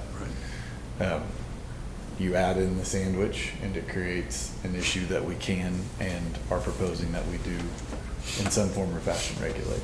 Yeah, and I think we had a speaker last time who specifically talked about, like, my faith tells me I have to go down there to do this. And so my question, and I appreciate your input, my question on where is that legal line on religious liberty?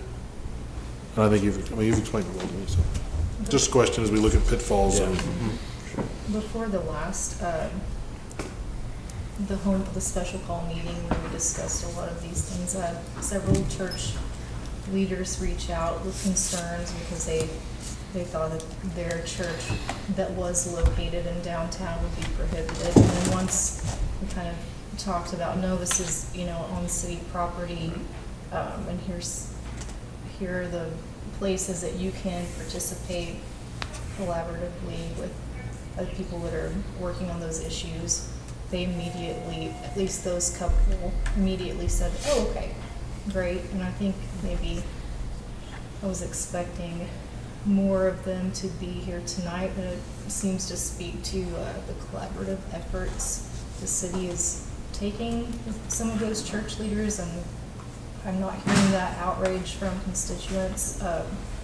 They seem to be, at least the church leaders that I spoke to previously and now, seem to be on board with this plan.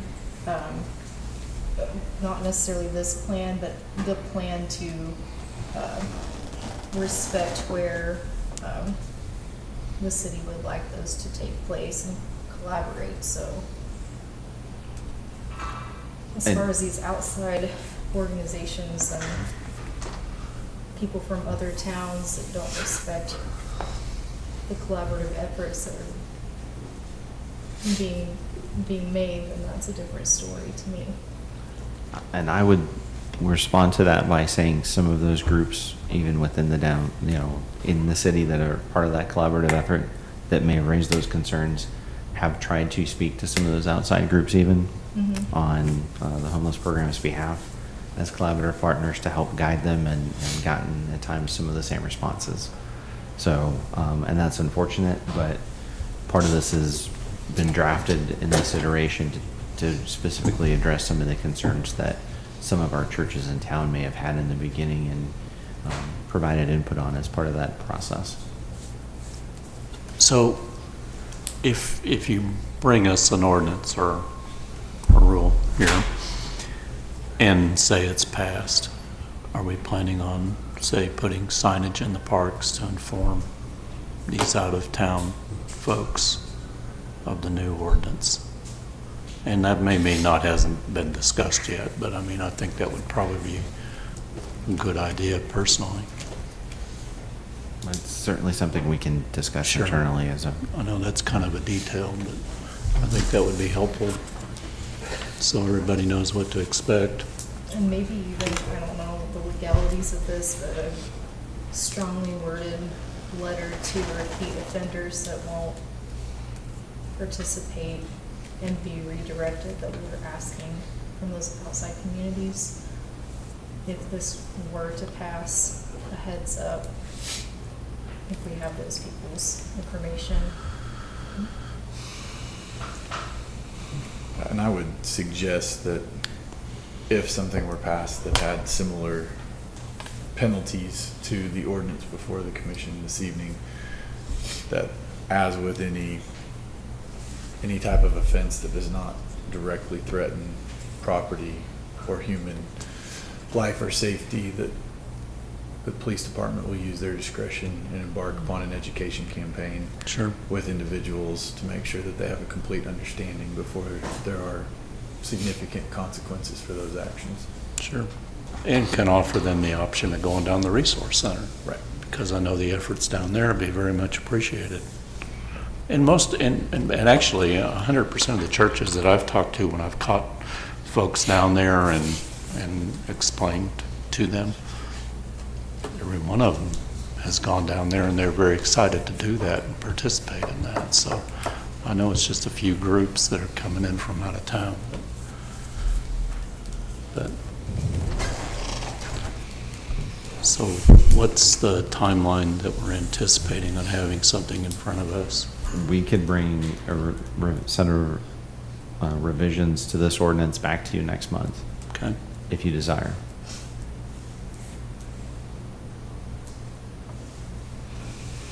Very good. The sooner the better. Any other questions or anything you want to talk about? No? All righty. Thank you, sir. Appreciate all the help there. All righty. Item 7 is consideration of agreement with the Oklahoma Water Resources Board for High Hazard Potential Dam HHPD grant. Seth, how are you tonight? Pretty good. How are you, Mr. Mayor? Great. So I think you'll recall from the August meeting, I gave an admin report that discussed additional investigation being warranted at Lake Number 1. Put simply, this item is an agreement to cover a portion of that effort. The initial investigation was covered by a 65-35 grant agreement with OWRB. This item is basically an extension of that grant to cover the new scope. So we're increasing the amount of the grant funding we're getting to cover the new investigation.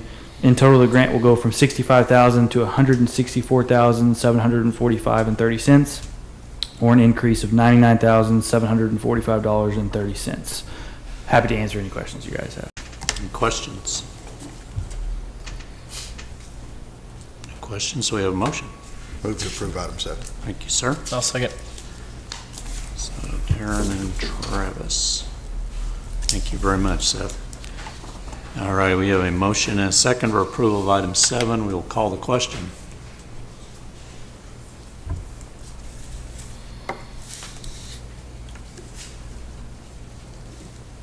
Motion passes 7-0. Item 8, consideration of memorandum of understanding between City of Shawnee and Potawatomi Go related to a collective partnership. Andrea, it's your turn again. It is.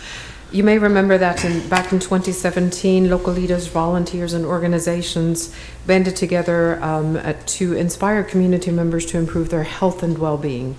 It was the Blue Zones Project. And in 2020, the Vietas Foundation and Blue Zones LLC announced that Potawatomi County had achieved the Blue Zones certified status, community status.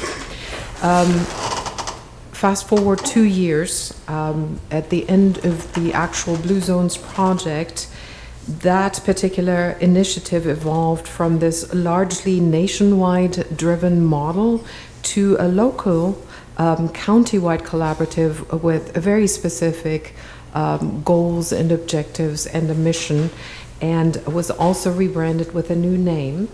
It is now called Potawatomi Go. It is no longer the Blue Zones Project, but it is a true locally driven county-wide collaborative. That was done in June of 2022, and since then it may have been rather quiet, with the exception of that behind the scenes a lot of preparatory work was actually undertaken by POGO staff and community partners. Specifically, core values were outlined, strategic plan goals were outlined, major focus areas, of which there are 8, and allow me to just quickly mention those. A built environment committee, and that is one of the committees that the city is heavily involved in. Fruit and Veggie App Coalition, mental health, active lifestyle, social connectedness, engagement, a unified community health needs assessment, and then worksite well-being.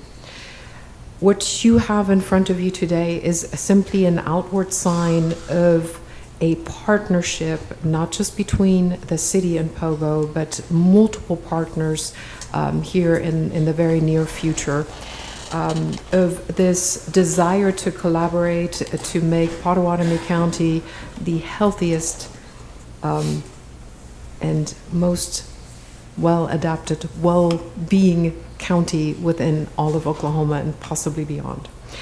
It is very important to note that the proposed MOU does not obligate the city to any financial participation or staff participation, but what it does, it gives us a group of advocates who will be pulling for the same kind of projects the city is already pursuing. So when we're going after small-scale park improvements or sidewalk improvements or trail implementation, it is not just the city advocating for those projects, but it is a much, much larger group of community partners that will be pulling for those projects. So with all of that said, I'd be happy to answer questions, but I also know that the executive director for POGO is in the audience today. John Bob Semple is here from Potawatomi Go. So about how many organizations are participating in this?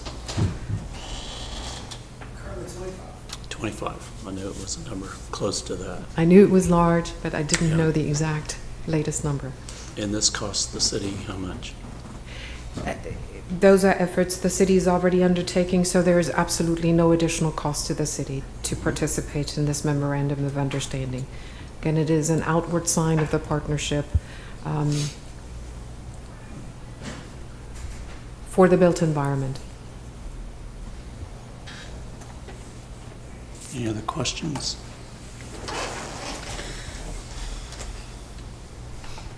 No questions? Okay, we need a motion. I'll move to approve the item, sir. I'll second. Sir.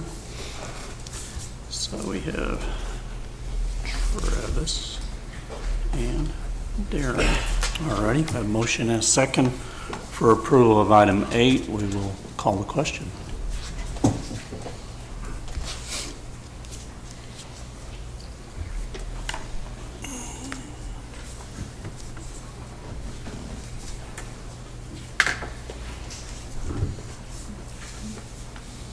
Motion passes 6-1.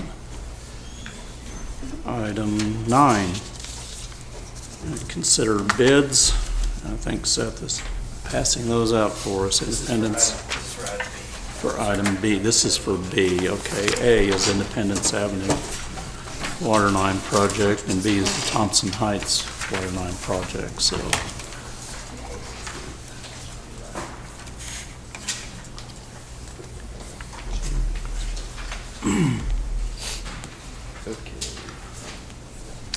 Thank you, Mr. Mayor. For item A, Independence Avenue Waterline Project, if you recall, we opened bids at the last meeting. At that bid, we had 4 bids. Since then, staff, along with our design consultant, has reviewed the bids. At this time, staff recommends awarding to Circle B Underground.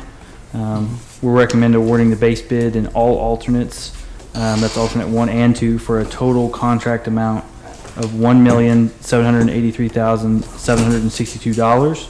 This project is funded as part of the competitive ARPA grant allocation. With that, I'm happy to answer any questions. Questions?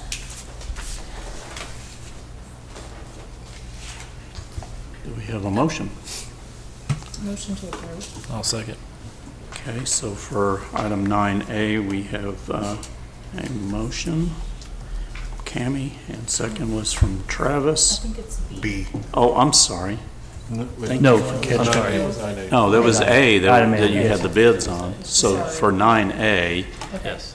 and you're still good with your motion? No, that was. These are the bids. Yeah, that's. I'm sorry, I messed it up. I passed No, out no, no, B first. that's okay. That's on me. No, that was, Sorry, guys. he handed that to us early, yes. Those were the amounts that he read off in their recommendation. So was your motion still good to go with staff recommendation? And Travis, your second is still good? Yes, sir. Yes, sir. Okay, so we have a motion and a second for approval of 9A. We will call the question.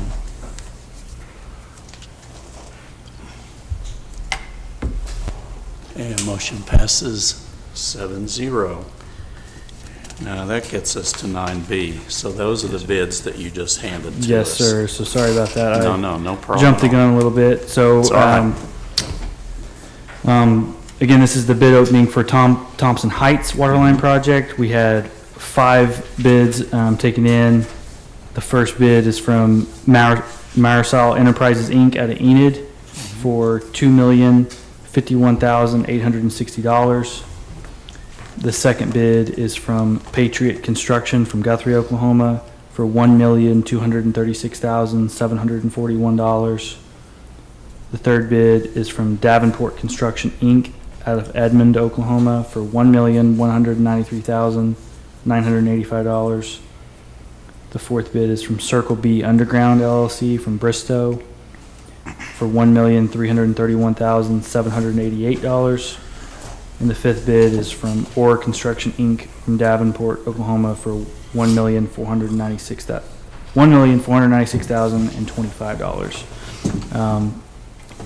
So at this time, staff would request deferral so that we can review the bid tab and make an educated recommendation. I did want to note actually on this that we only had 2 bidders come to the pre-bid, so it'll be interesting to review this, seeing as that we received 5 bids. So I did want to make that note. Okay, so what you need right now is a motion to defer item 9B. Yes, sir. Is there anyone that would? Move to defer item 9B. Thank you, sir. Second. Daniel and Darren. Okay, we have a motion and a second to defer item 9B to a future meeting. We will call question.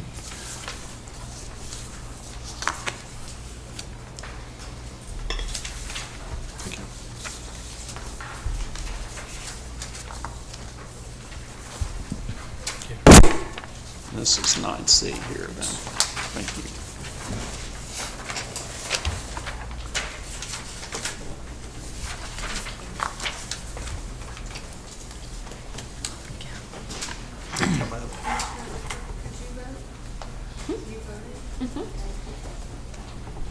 So I'll just take your vote. Yes. And Commissioner Rickert, it has not shown up, so I'm just going to take your vote. Kimberly? Yes. So motion carries 7-0. And then you have handed us for item C, which is sewer pipe bursting then. Yes, sir. So, Alrighty. as you just said, this is the bid opening for the sewer bursting. We had 3 bids. So bid number 1, we had Horseshoe Construction, Inc. from Bryan, Texas for $1,908,796. Second bid was from Craft Reynolds Construction from Oklahoma City, Oklahoma, $2,978,893. And the third bid was from Bennett, Inc. from Lamar, Missouri at $2,409,611.50. Again, at this time, staff would request deferral so that we can look at the bid tabs. So I recommend that we defer to a later date. Okay. I'll second. Travis and Cam.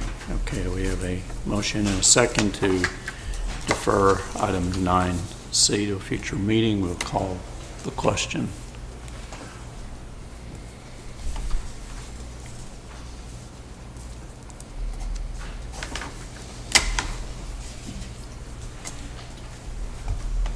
Motion passes 7-0. Item 10 is acknowledged monthly sales tax report. It's Lindsay, how are you tonight? Doing well, thank you. How are you? Doing great. Good. All right. So the sales tax report for the month of September, the sales tax collections totaled $2,567,319.89, which includes $3,319 in interest. This is distributed across 8 funds. The receipts in September are for estimated August sales and final sales numbers in July. September of '23 collections are a 19.6% increase over September of last year. However, when you take into consideration the increase in the half-cent sales tax, the actual year-over-year increase is 4.6%. When comparing collections to budget projections, year-to-date for September, we are 9.7% above projections. Use tax, which is the general fund deposited only for September, is totaling $348,413, which is a 7.8% increase from September of last year. However, when you take into consideration the half-cent sales tax, it's actually a decrease of 5.6%. When you combine the sales and use tax in the general fund, we're currently $554,000 above budget projections. Okay, very good. Questions? No, very good. Thank you. You so much. Item 11 is administrative reports. So Santa Fe Depot update, Mr. Harkins. It's your turn again. Thank you, sir.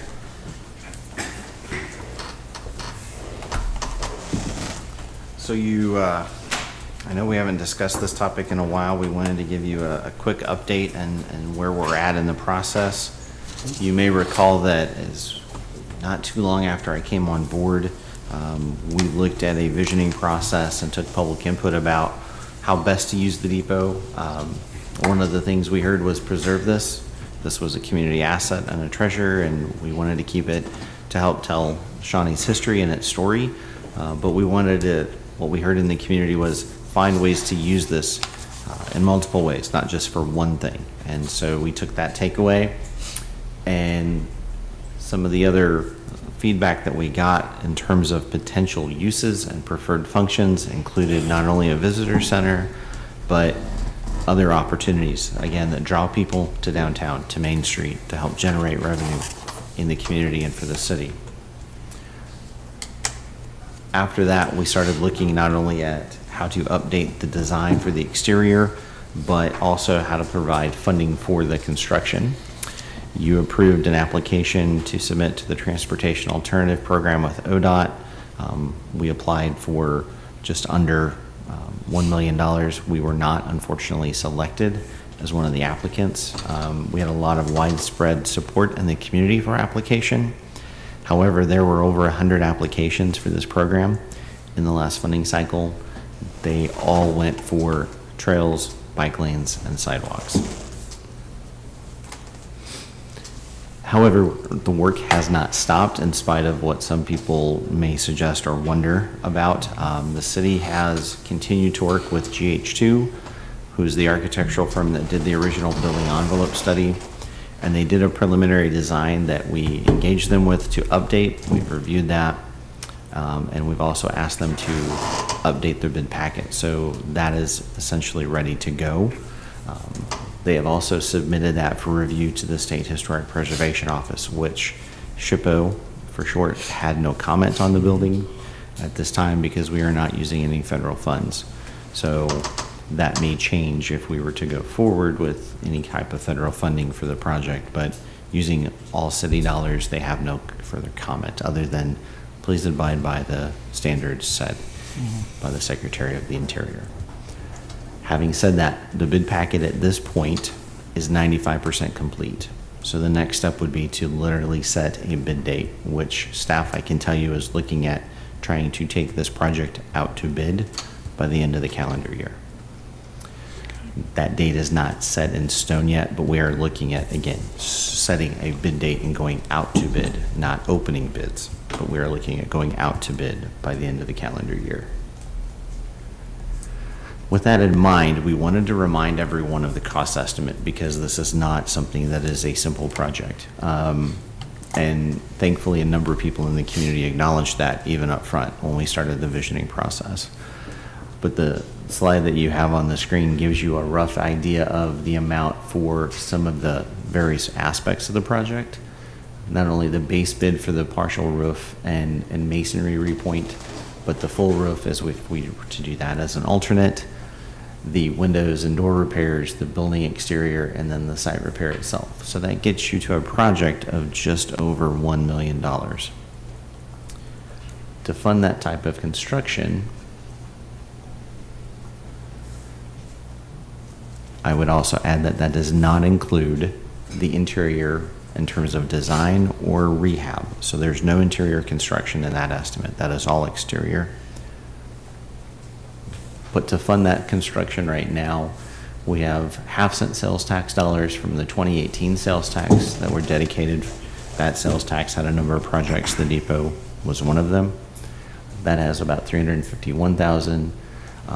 There's currently some unallocated funds from the 2018 half sales tax that we could use as well, of around $621. While that gets us close, it doesn't necessarily get us the entire bill based on that architect's estimate. So we would be looking to see what else we can do, either through value engineering or some other things. That also gives us the opportunity to remind everyone, we know that there's been talk in 2012 of a sales tax that was to include the depot. I would remind everyone that sales tax did not pass. So the only dedicated sales tax funding source we have for the depot right now is the 2018 half-cent sales tax. Other than that, depending on the timing of construction, we may be able to get into the next fiscal year and add some CIP dollars, depending on timing. But that's where we would have to start with to get construction going at this time. That is a very brief, quick overview of where we were at in the process, but I would be happy to answer any questions you might have. Questions?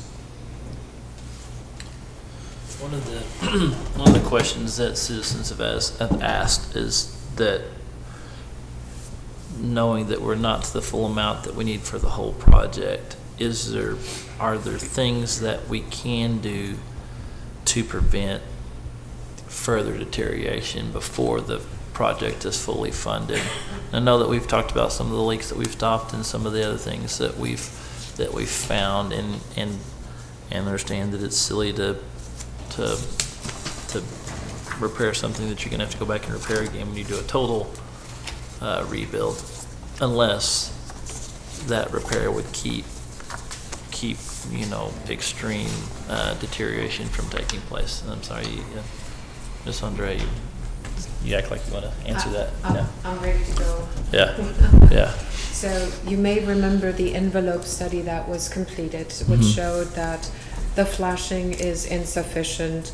There are just a very few number of tiles that are broken. So most of the issues are in the valleys, in the flashing, and in the masonry seams, because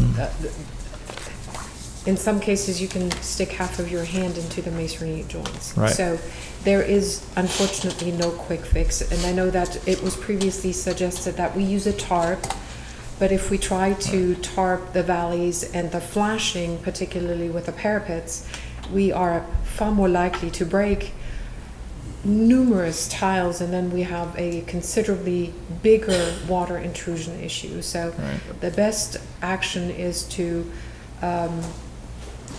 allocate the funding, and the reason we have not done so, and Ryan did not go into detail, we also have another roof that belongs to the parks and facilities category, which is in that line, in that program of projects for the 2018 house and sales tax.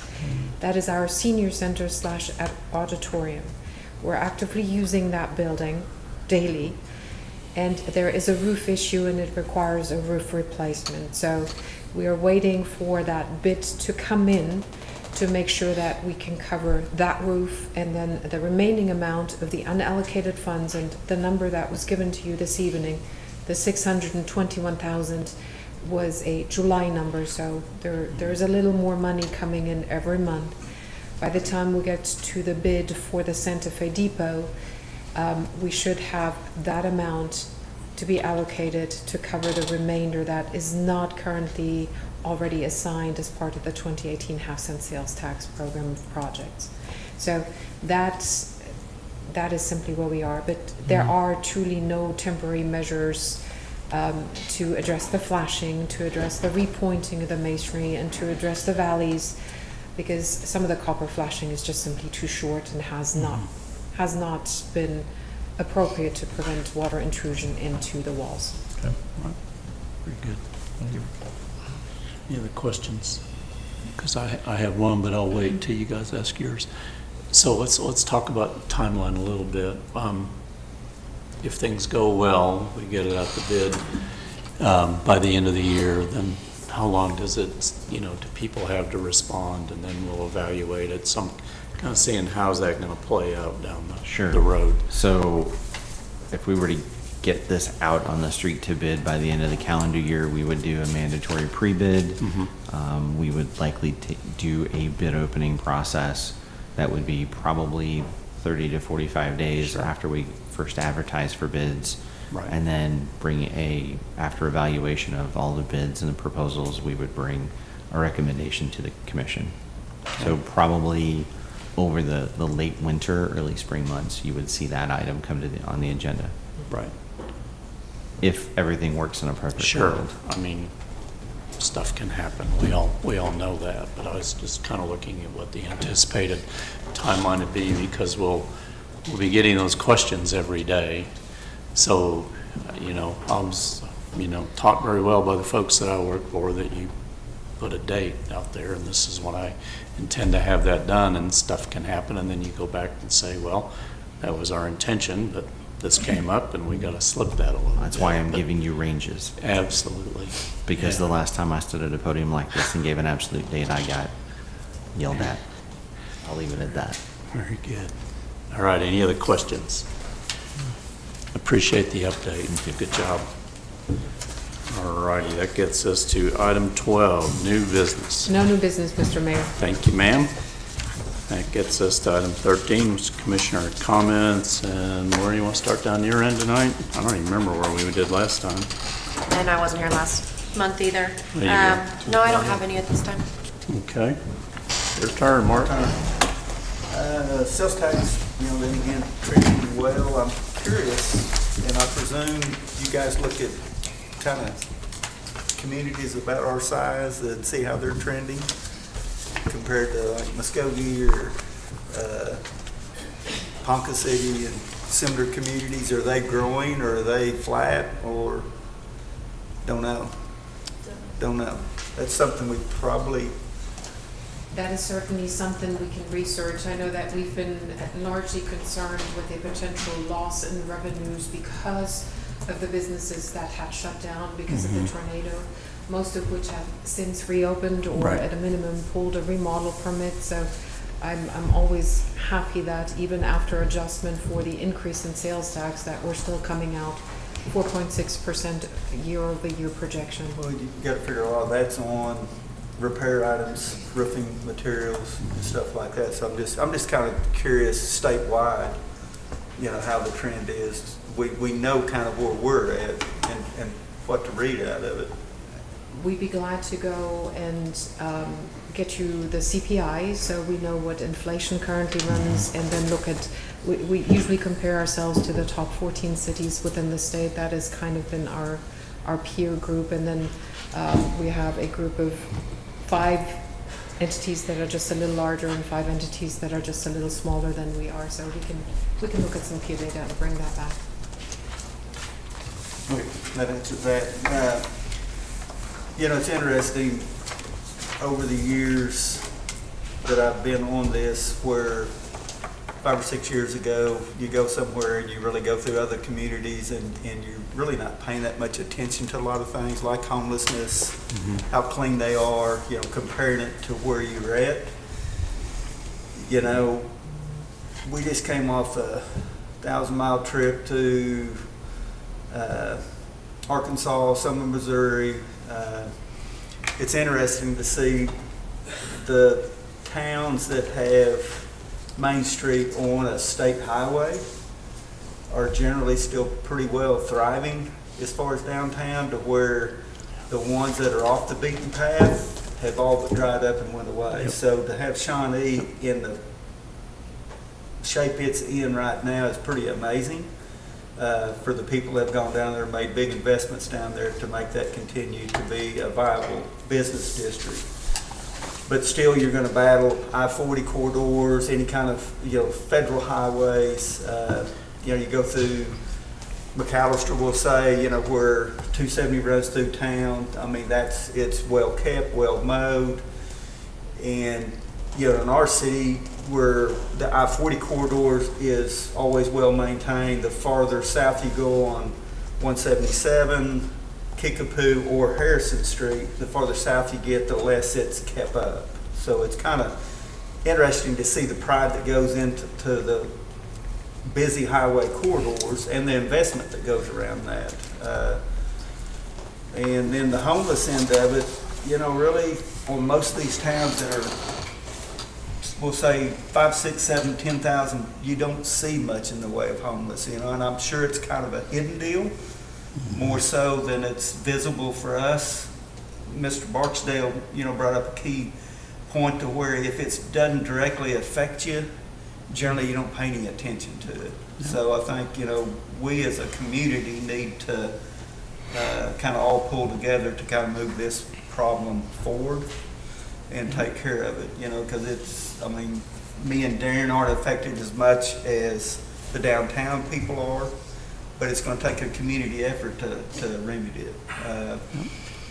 On him saying, that being within our house, I don't think anybody here wants that homeless camp close to our house. So, it's kind of the lesser of evils. It's got to go somewhere. But, us, then again, as a community, we've got to figure out where the best place for it is.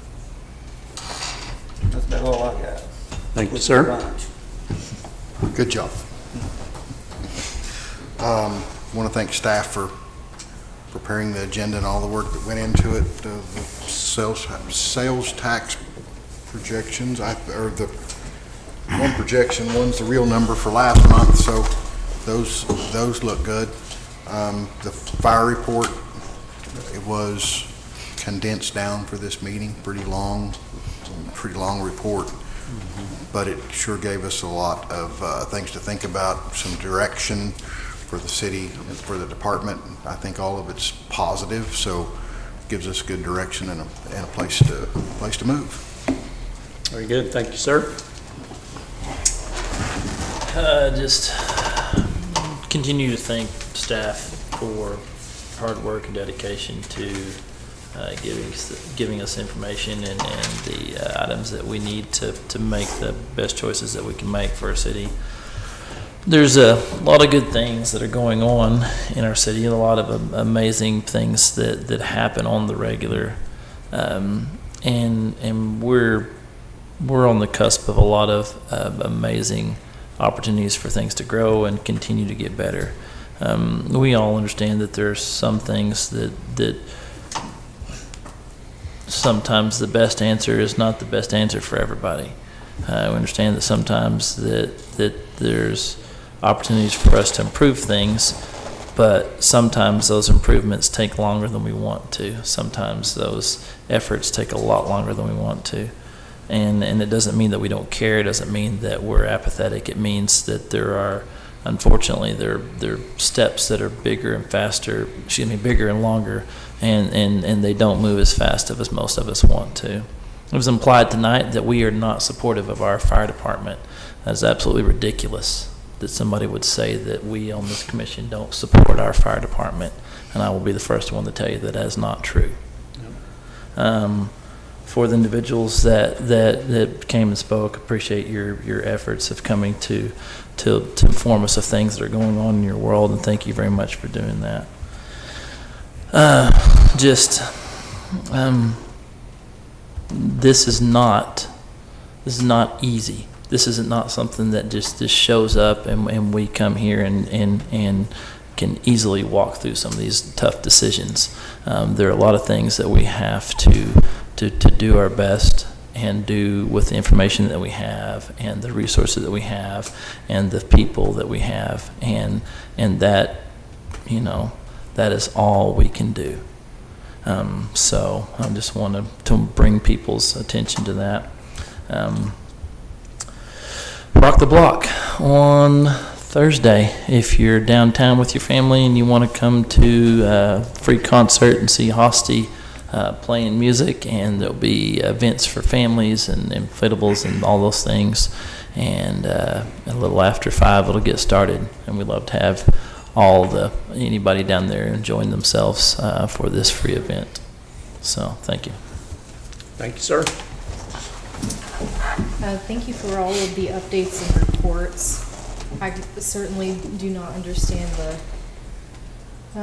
intricacies of the fire department, and the report was really informative. I appreciate the staff's dedication to getting outside reports done so that we can have an expert, non-biased opinion about where we're at and where we could improve so that we can get started on those things. I was really concerned about the fire safety. I had no idea about the uniforms and the cancerous things that went into those, and just, this commission does really appreciate the firemen and all of the public servants that work here, and I think we have a really great relationship here in the town with all of the emergency service members, and I hope that they feel supported and know that we're doing the best that we can to make sure that they have the equipment and the safety situations that they need moving forward. And some of those can't happen until we have these outside reports that give us that expert knowledge. There were quite a few citizens that came and spoke that I was really happy were here to express. Well, I'm grateful that everyone speaks. I noticed that 2 citizens, I didn't catch both of their last names, but I believe it was James and Gerald, came to speak about the homeless issue, but then they also spoke about their passion in wanting to get involved, and hoping that we can connect them with the right groups, and then maybe they could be a part of those volunteer efforts that have been started. Sales tax numbers, I know for the service industry, August is awful into mid-September, so I would expect our sales tax, at least in those industries, to tank. I know our numbers were awful. We were projecting up from last year, and then August was so terrible.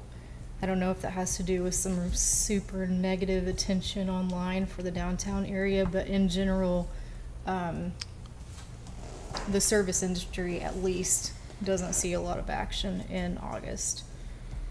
One thing that was mentioned quite a few times, and I've had several constituents ask me about, is the animal control issue and safety surrounding stray animals. I know the staff out there is doing the best that they can, and since I've been here, it's been a no-kill shelter. I have a big heart for animals. My animals are my kids, but having a no-kill shelter presents its own set of issues. I was wondering if we could get an update, I may have just forgotten this, about the new shelter, when that might be started, where we're at with that, if that would include more space. It would definitely include more space, and it is in the CIP for this year. Right, okay. And one thing I wanted to mention, he might not want the attention, but I believe this is Major Taylor's last commission meeting, and he's one of my favorite people at the police, and we just wanted to say thank you for all of your many years of service. It's been wonderful to get to know you, and we thank you so much for being here at all these meetings and sitting through all these comments. Thank you so much. We're gonna miss you. So thank you to Major Taylor for sure. All right, couple things. First, the governor signing and getting the charter changes in place, I think, is a big deal. We all, we projected that would take quite a bit longer, and so thank you to all of those who lobbied and asked that to be expedited, and that's a great delivery for the citizens of our community. I think that's a great thing. Quickly, the fire department, I think sometimes you get out of the bubble and you have a voice, like an independent voice that comes in. I think it gives a great path forward for us as trying to chart funding opportunities and funding priorities, and also for internal things for the department to work on, and all of us move forward. I think the one thing that the citizens can trust is that when they have to make a call and they're an emergency, whatever type it is, that they're going to have competent, capable, professional firefighters show up, and that's a great testament to them, their work ethic, and all that they bring to our community. So we're thankful for that. As Commissioner Ingalls mentioned, Major Taylor, we appreciate you. All you've done over the years for our community. I was glad to hear a few of our speakers tonight talk about the desire for partnership.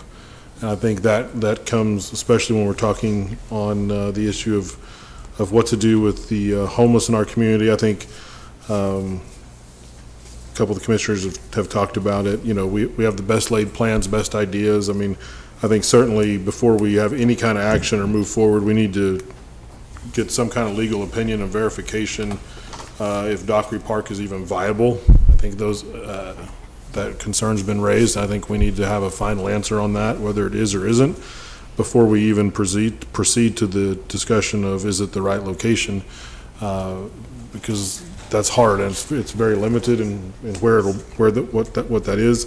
But I think I was encouraged tonight because I think we all want a solution to this. And I think I think it's encouraging to hear speakers talk about partnership, because I don't really even think that many of us probably disagree on big issues. We all want a solution. And, the partnership thing was very encouraging to me, because I kind of come from the point of view that government is rarely the solution, but it can be a darn good partner. And so I think that's going to be the case in this. As city government, there's a role for city government, but it's not to solve it. It's going to take all of us, and it's going to take all of us deciding to be partners in whatever capacity we have, and figure out what works. And so I thought that was very encouraging. I might like an education piece just for me, and I'm not saying it needs to be an administrative report. Maybe it needs to be a social media piece or something, but the fact that we had two at least speakers talk about animal control, and particularly the vicious animals.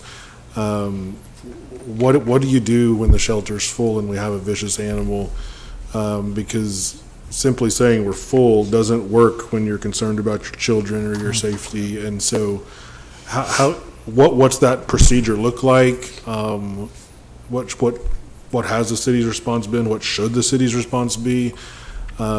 Because when you're concerned for life and safety of those you love, I think I would understand that frustration of we're full. So what are our options? And I'm not saying it needs to be an administrative report, but I think that information in some capacity needs to get out to our citizens. So that's all from me. Thank you, sir. Hazard going last. You guys cover a lot of stuff I was going to talk about, which is good. One thing I want to note, kind of a sad note, was the passing of Ann Davis, who had done lots of good things here in Shawnee and worked on lots of projects and raised lots of money. And I know was a very nice lady. And in fact, my wife worked with her son at the state of Oklahoma, and just super nice guy, great family, and Ann's going to be very much missed in the community, and we all appreciate all the things that she's done over many, many years. There were some financial questions asked again by a gentleman early on in citizen comments. Those answers are all very easily accessed online. I have asked the city manager if she would do a report next month on how to find those, because everything is there. Everything is very public. We're all looking out for all of our money, and we're going to make sure that's all done the right way. And that stuff is very, very easy to find, but unless you're told, you may not know how to find it. So I think it'd be worth some time just to show that to everybody, because that is a very valid question. I believe that we live in a amazing community. I really do. I just love it here in Shawnee, or I wouldn't be sitting up here. Wouldn't be living here. But I really think it is. And this last week I had the opportunity to do a welcome at an RV rally, 6 states. There was 250 rigs that were probably worth more than most of our homes. I mean, really, really nice rigs. Super nice folks. These folks have come here a number of years, and they are already just super pumped about coming next year. I mean, these people are thrilled to come visit Shawnee. None of them live here. They love coming to Shawnee. They're already planning. They've committed. They're coming back to Shawnee. And then I also want to report that, what they told me was that the Expo staff and our tourism director have done an amazing job on making them feel welcome and taking care of every one of their needs out there at the Expo. So a lot of times we hear negative things, and I know we tend to, beat ourselves up, but you know what? Yeah, we've got our warts like everybody else, but we live in an amazing community, and we ought to appreciate just how nice a town that we live in. We've got really nice folks, and we do have a nice community. So it was nice to hear that from the folks that come in from out of town and hear their stories through their eyes, coming in from all over, but they love coming here. We did hear the animal issues a number of times tonight, and I think that's something that we are going to have to, along with homelessness and other things, this is one more issue that I think we're going to need to take a really hard look at, because that's one of the things I hear about the most, and I understand that, and there's not any easy answers to this either, but I think we really need to look at it. So hopefully we can start that process. Another thing I want to mention is that, I had a young man gavel in the meeting this evening. What that came out of is today I went to 2 middle school classes. They happened to invite me out at Dale. And the students talked to me about some of the tough issues that we talked about here tonight. And let me tell you, going into the schools and dealing with the kids is probably my favorite thing to do as mayor. I mean, I just love doing it. And these were 6th, 7th, and 8th graders, and they talked about hard issues. And what I really loved about it is not only did they talk about those and bring those up, they brought suggestions and solutions. And yes, some of those were coming from a 6th, 7th, 8th grader that doesn't know all the details and all the facts and everything.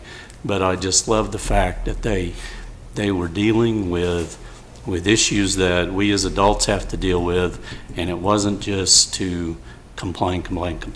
It was like, yeah, there's a problem.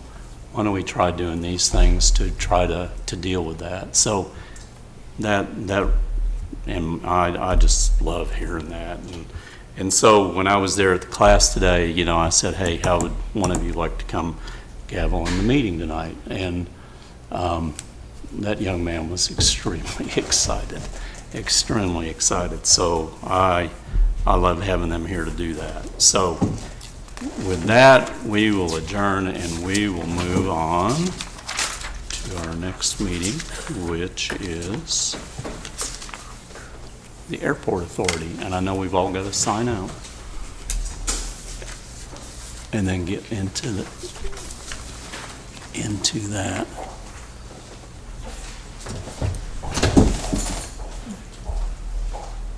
I think I'm in. Lisa, you just let me know when. We won't do a thing until you tell us we're ready. Am I not in it? I guess I'm going to join now. I didn't want to. Are we good? Almost. Yes, we're good. All righty. Thank you, ma'am. Okay. Item 1, consider approval of consent agenda.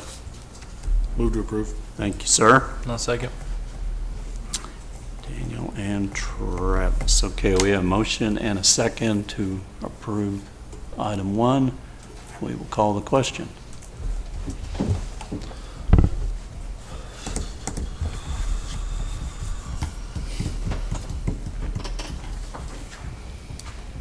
Mine didn't come out. Okay, I'll just take a little bit. Yes. And there it was. Motion passes 7-0. Item 2 is new business. No new business. Thank you, ma'am. So we are adjourned. Item 3, and we will move to the municipal authority. So we'll go through the same drill. Sign out and then sign back in.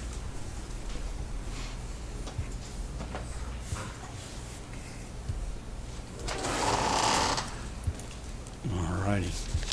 Item 1 is the consent agenda. Move to approve, sir. Thank you. Second. Thank you, ma'am. We have a motion and a second for approval of consent agenda. We will call the question. No, that's okay. Not a problem.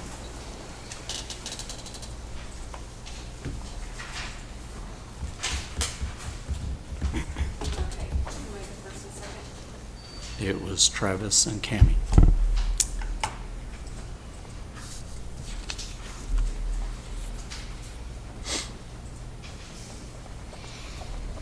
There we go.